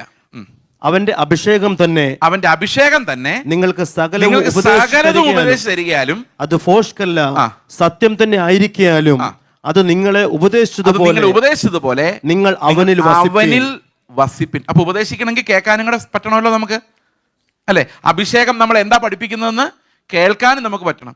അപ്പൊ അപ്പോസ്തലന്മാരും പ്രവാചകന്മാരും ഞങ്ങളെപ്പോലുള്ള ടീച്ചേഴ്സും വന്ന് നിങ്ങൾക്ക് അടിസ്ഥാനങ്ങൾ ഇട്ട് തരുന്നതേ ഉള്ളൂ. എന്നാൽ ക്രിസ്തുവിൻ്റെ പരിജ്ഞാനത്തിൽ നിങ്ങൾ ജീവിക്കാൻ തുടങ്ങണമെങ്കിൽ, വിശുദ്ധീകരണത്തിൻ്റെ യാത്ര തുടങ്ങണമെങ്കിൽ അതാത് സമയത്ത് ദൈവം എന്താ പറയുന്നതെന്ന് കേൾക്കാൻ നമുക്ക് പറ്റണം. ആത്മാവ് ഓപ്പൺ ആകാതെ ആ കേൾവിയിലേക്ക് നമുക്ക് പോകാൻ പറ്റില്ല. മനസ്സിലാവുന്നുണ്ടോ ഞാൻ പറയുന്നത്? ഇനി ഇതൊന്ന് നോക്കിക്കോ. ആത്മാവ്, ദേഹി, ദേഹം. അപ്പോൾ ആത്മാവ് ഇല്ലാത്തൊരവസ്ഥയെക്കുറിച്ച് ആലോചിച്ചെങ്കിൽ നമ്മൾ വീണ്ടും ജനിക്കുന്നതിന് മുമ്പ് ആത്മാവുണ്ട്, പക്ഷെ അതിന് ജീവനില്ലാത്ത അവസ്ഥ. അപ്പോൾ എന്തൊക്കെ ഉള്ളൂ? ദേഹിയും ദേഹവും മാത്രമേ ഉള്ളൂ. ഓക്കെ. ഒരു മനുഷ്യൻ നിങ്ങളോട് വളരെ മോശമായിട്ട് പെരുമാറുന്നു, ശക്തനായ മനുഷ്യനെന്ന് വിചാരിച്ചോ. വലിയ ബലമില്ലാത്തവനാണെങ്കിൽ നമുക്ക് 2 പൊട്ടി കൊടുത്തിട്ട് ഓടായിരുന്നു. പക്ഷേ ഇതിൽ ഭയങ്കര ശക്തനായ മനുഷ്യനാണെങ്കിൽ നിങ്ങൾ ഉപദ്രവിക്കാൻ വരുന്നു, അടിക്കാൻ വരുന്നു, നിങ്ങൾ എന്ത് ചെയ്യും? തിരിച്ചടിക്കോ? ശരീരം പറയും തിരിച്ചടിക്കടാ, മനസ്സ് പറയും നോ, അവൻ തിരിച്ച് ഒരടിയും അടിച്ചാൽ പിന്നെ നീ ഉണ്ടാവില്ല, അതുകൊണ്ട് വേണ്ട, വെയിറ്റ്. ബുദ്ധി. അപ്പോൾ ശരീരത്തിൻ്റെ ചില കാമനകളുണ്ട്, ആഗ്രഹങ്ങളുണ്ട്, പക്ഷെ ബുദ്ധിയാണ് അതിനെ നിയന്ത്രിക്കുന്നത്. ഓക്കെ. രാവിലെ വീട്ടിലോട്ട് അമ്മയോട് പറയാം എല്ലാ ദിവസവും ഇതേ ബ്രേക്ക്ഫാസ്റ്റേ ഉള്ളോ? ശരീരം. മനസ്സ് അമ്മയുടെ സ്വഭാവം അറിയാലോ, എന്തെങ്കിലും പറഞ്ഞാൽ ഇന്ന് ബ്രേക്ക്ഫാസ്റ്റ് പോലും കിട്ടില്ല, അതുകൊണ്ട് ഉള്ളത് കഴിച്ചിട്ട് പോക്കോ. മനസ്സ്. പരിചയമുണ്ടോ ഇതിനെ? സ്ഥാനത്തെ പരിചയമുണ്ടോ? ശരീരം പറയാണ് ആ ഡ്രസ്സ് കണ്ടോ, മേടിക്കാം, അത് ഇട്ടാൽ ഞാൻ നല്ല മിടുക്കനായിരിക്കും. അതാണ് ഈ ചോദനകൾ, അതായത് നമ്മുടെ വികാരങ്ങൾ. അപ്പം മനസ്സ് പറയാം അതിന് നല്ല പൈസ വേണം, ഡ്രസ്സ് ഇടാം, പിന്നെ പട്ടിണി കിടക്കേണ്ടി വരും, എന്നാൽ വേണ്ട. അപ്പം ഇങ്ങനെ ശരീരം സ്ട്രോങ് ആയിട്ടുള്ള ആൾക്കാരുണ്ട്, മനസ്സ് സ്ട്രോങ് ആയിട്ടുള്ള ആൾക്കാരുണ്ട്. മനസ്സിലാവുന്നുണ്ടെങ്കിൽ പറയുന്നത്? ശരീരം സ്ട്രോങ് ആയിട്ടുള്ള ആൾക്കാരുടെ പ്രത്യേകത ഞാൻ വേണേൽ പെട്ടെന്ന് വിശദീകരിക്കാം. ഉച്ചയ്ക്ക് വീട്ടിലോട്ട് വരുന്നു ജോലി കഴിഞ്ഞിട്ട്, അപ്പം നല്ല വിശപ്പാണ്, ശരീരം സ്ട്രോങ് ആണ്, ശരീരം പറയാണ് വിശപ്പാണ്, പെട്ടെന്ന് ആഹാരം എന്താ. അപ്പോൾ ഭാര്യ പറയാം മീൻ വറുത്തുകൊണ്ടിരിക്കുകയാണ്, 15 മിനിറ്റ് വെയിറ്റ് ചെയ്താൽ മീൻ വറുത്ത് കൂട്ടി കഴിക്കാം. പക്ഷേ ശരീരം സ്ട്രോങ് ആയതുകൊണ്ട് മീൻ വറുത്തില്ലെങ്കിലും കുഴപ്പമില്ല, ഇത് കഴിച്ചേ പറ്റുള്ളൂ. മനസ്സിലാവുന്നുണ്ട്? ഇതാണ് ശരീരം സ്ട്രോങ് ആയ മനുഷ്യൻ. എന്നാൽ മനസ്സ് സ്ട്രോങ് ആയ മനുഷ്യൻ പറയും അരമണിക്കൂർ ഇരിക്കാം, കുറച്ചുകൂടി ടേസ്റ്റ് ആയിട്ട് കഴിക്കാം. അതാണ് പ്ലാനിങ് എന്ന് പറയുന്നത്. മനസ്സിലാവുന്നുണ്ടോ? അപ്പോൾ പ്ലാനിങ് പറ്റുന്ന ആർക്കാ? മനസ്സ് സ്ട്രോങ് ആയിട്ടുള്ളവർക്ക്. എല്ലാവർക്കും പ്ലാനിങ് ഒന്നുമില്ല. ഒരുത്തൻ അടിച്ചു, തിരിച്ചടിച്ചു, പൊട്ടിച്ചു, 4 വർത്താനം പറഞ്ഞു. അതാണ് ശരീരം സ്ട്രോങ് ആയ മനുഷ്യൻ. നമ്മൾ ബഹുമാനിക്കുന്ന ആരെയാ? ശരീരം സ്ട്രോങ് ആയവരാണോ മനസ്സ് സ്ട്രോങ് ആയവരാണോ? ഒരു എക്സാമ്പിൾ പറയാം. ഒരു സഭയിൽ, ഇവിടെ അല്ല കേട്ടോ, ദൂരെ ഒരു സഭയിൽ 2 പേര് തമ്മിൽ അടിയുണ്ടാക്കി. ഒരാൾക്ക് ദേഷ്യം നിയന്ത്രിക്കാൻ വയ്യാതെ ഒരാളുടെ കാരണക്കുരി നോക്കി ഒരൊറ്റ അടി വെച്ച് കൊടുത്തു. ഇങ്ങനെ നടക്കില്ല കേട്ടോ, ജസ്റ്റ് എക്സാമ്പിൾ, ഡോണ്ട് വറി. അപ്പോൾ അടി കൊണ്ടയാൾ ഞാനാന്ന് വിചാരിച്ചോ ഫോർ എ മൊമെൻറ്റ്. ഓക്കെ.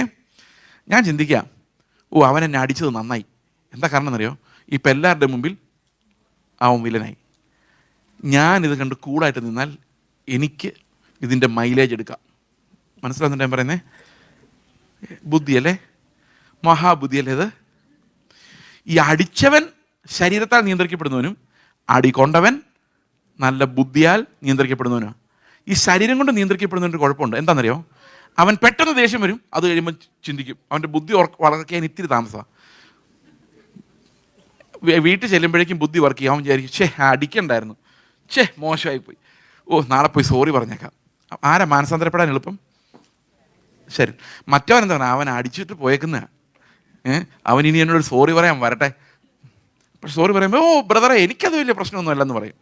പക്ഷെ ഉള്ളിൻ്റെ ഉള്ളിൽ കിടക്കാം അവൻ അടിച്ചവനാ. 4 പേർ പറയും. ഒരു 2 വർഷം കഴിയുമ്പോൾ അടുത്ത ഒരുത്തോണ്ട് പറയും അവൻ പണ്ട് എനിക്കൊട്ടൊരു അടി തന്ന കേട്ടോ, ഓർമ്മയുണ്ടോ നിങ്ങൾക്ക് അന്ന് എന്നെ അടിച്ചത്? കാരണം എൻ്റെ നീതി എവിടെയെങ്കിലും ഒന്ന് കിട്ടിയിട്ടുണ്ടോ ഞാൻ അതിനെ വിടുകയില്ല. ഇതാണ് മനസ്സിൻ്റെ ശബ്ദം, ശരീരത്തിൻ്റെ ശബ്ദം. മനസ്സിലായോ? ഇത് രണ്ടും കേൾക്കാൻ ആരുടെയും ട്രെയിനിങ് നമുക്ക് വേണ്ട. We all listen to it, അല്ലേ? പക്ഷേ ആത്മാവിൻ്റെ ഒരു ശബ്ദം ഈ അടി കൊണ്ടവന് കിട്ടിയെന്ന് വിചാരിച്ചു. ആ സമയത്ത് ഒരാൾ അടിച്ചു, ആത്മാവ് എന്തായിരിക്കും പറയുന്നത്? നിന്നെപ്പോലെ തന്നെ പാപിയാണ് അവനും, അതുകൊണ്ട് അവൻ്റെ ഹൃദയത്തിലേക്ക് നീ ഒന്ന് നോക്കിക്കേ, അവൻ്റെ ആത്മാവ് എത്ര വിലയേറിയതാണ്.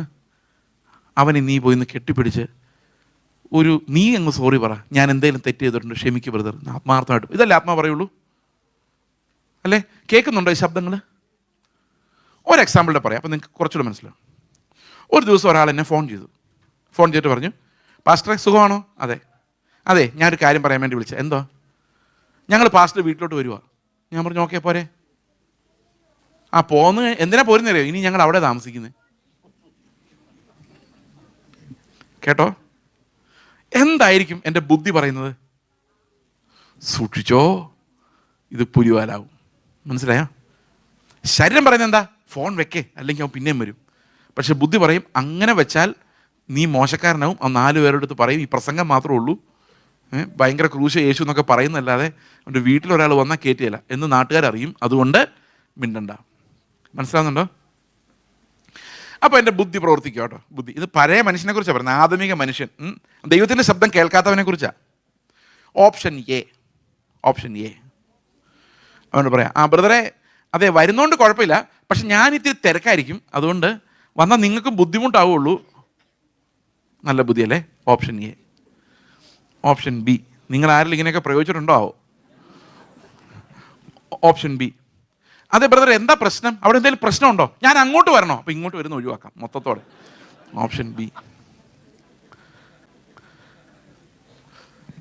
സാമ്പത്തിക പ്രശ്നം വല്ലതും ആണ് ബ്രദറെ, അങ്ങനെയാണെങ്കിൽ നമുക്ക് നോക്കാം, എന്തെങ്കിലും സഹായിക്കാൻ, എന്നാലും ആളിങ്ങോട്ട്.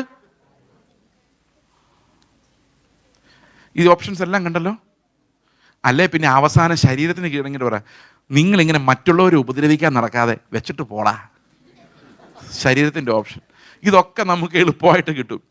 പക്ഷേ ഒരു ഈ ഓപ്ഷൻ ഇ, എ കഴിഞ്ഞു, ബി കഴിഞ്ഞു, സി കഴിഞ്ഞു, ഡി കഴിഞ്ഞ് ഒരു ഈ ഓപ്ഷൻ അവൻ വരട്ടെ. അവൻ അതായിരിക്കും ദൈവത്തിൻ്റെ ഉദ്ദേശം. അവൻ വന്ന് എൻ്റെ കൂടെ താമസിക്കുമ്പം അവൻ നന്നാകാനാണെങ്കിൽ അവൻ നന്നാവും, അല്ലെ ഞാനാ നന്നാകണ്ടെങ്കിൽ ഞാൻ നന്നാവും. ദൈവത്തിന് മഹത്വം. ഇങ്ങനൊരു ഓപ്ഷൻ നമ്മൾ ചിലപ്പോൾ പറയലായിരിക്കും. പക്ഷെ ഹൃദയത്തിൽ ഇത് വരുമോ? ആത്മാവിൻ്റെ ശബ്ദം അവിടെ നമ്മൾ വില കൊടുക്കേണ്ടി വരും. ഈ ലിസണിങ് എന്ന് പറയുന്ന പ്രിയ സഹോദരങ്ങളെ, വചനം നമുക്ക് വെളിപ്പെട്ട് വരണമെങ്കിൽ നമ്മൾ വില കൊടുക്കാൻ തയ്യാറാണ്. ദൈവത്തിൻ്റെ ശബ്ദം, ആത്മാവിൻ്റെ ശബ്ദം നമ്മൾ കേൾക്കണമെങ്കിൽ ശരീരത്തിൻ്റെ ശബ്ദങ്ങളോട് മരിക്ക് എന്ന് പറയാൻ നമുക്ക് അതാ വില. അല്ലാതെ നമ്മൾ വലിയ അഭ്യാസം കാണിക്കുന്നതല്ല. ഓരോ നിമിഷവും യേശുവിനോടൊപ്പം മരിക്കാൻ നമ്മളെ ഏൽപ്പിച്ചു കൊടുത്തെങ്കിൽ മാത്രമേ, എൻ്റെ യുക്തികളോട് ഞാൻ മരിച്ചെങ്കിൽ മാത്രമേ ദൈവത്തിൻ്റെ ആത്മാവിൻ്റെ ശബ്ദം എനിക്ക് കേൾക്കാൻ പറ്റുള്ളൂ. അതൊരു കൃപാവരമാണ്. അത് സകല വിശ്വാസികൾക്കും വേണ്ട ഒരു കൃപാവരമാണ്. അതുപോലൊരു ശ്രേഷ്ഠ വരത്തെക്കുറിച്ച് പറയാമോ? സ്നേഹം. സകല വിശ്വാസികൾക്കും വേണ്ട ഒരു കൃപാവരമാണ് സ്നേഹം. അത് ആത്മാവിൻ്റെ ഫലവുമാണ്. അതേസമയത്ത് ശ്രേഷ്ഠ വരങ്ങളെ വാഞ്ചിപ്പിനെന്ന് പറഞ്ഞ് പൗലോസ് ഈ സ്നേഹത്തെക്കുറിച്ചാണ് പറയുന്നത്. നമുക്ക് എഫേസ്യ ലേഖനം 1:17 വായിക്കാം. എഫേസ്യ ലേഖനം 1:17.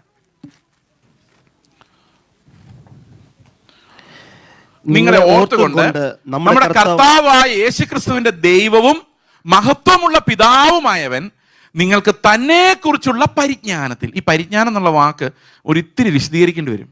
അതിനുള്ള സമയം ഇനിയൊന്നും ഉള്ളൂ. ഇതൊരു ചെറിയൊരു ഇല്ലസ്ട്രേഷനാണ്, കഥയിൽ ചോദ്യമില്ല. ഞാനൊരു ദിവസം ഒരു കത്തോലിക്ക പള്ളിയിൽ ഒരു കല്യാണം കൂടാൻ വേണ്ടി പോയി. എനിക്ക് പള്ളിക്കകത്ത് കയറുന്ന അസ്വസ്ഥതയാണ്, ശരിക്കും പറഞ്ഞാൽ വിഗ്രഹങ്ങൾ ഇരിക്കുന്നതുകൊണ്ട് ഭയങ്കര അസ്വസ്ഥത. അപ്പം ഞാൻ വെളിയിൽ നിന്ന് ഇങ്ങനെ നോക്കാം, അപ്പം എൻ്റെ കൂടെ ഒരു ഓർത്തഡോക്സ് കാരനുണ്ട്.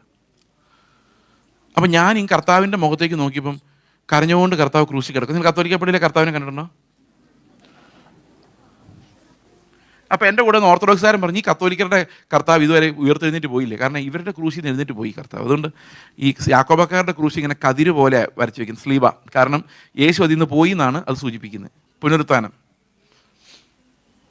അപ്പം ഞാൻ ഈ ക്രൂശിലേക്ക് നോക്കി യേശുവായിട്ട് കിടക്കുന്ന ആ മോഡലിനെ നോക്കിയപ്പം പണ്ട് കാലത്ത് ഫുട്ബോൾ കളിച്ചുകൊണ്ടിരുന്ന ഒരു ഫുട്ബോൾ കളിക്കാരൻ എനിക്ക് ഓർമ്മ വന്നു.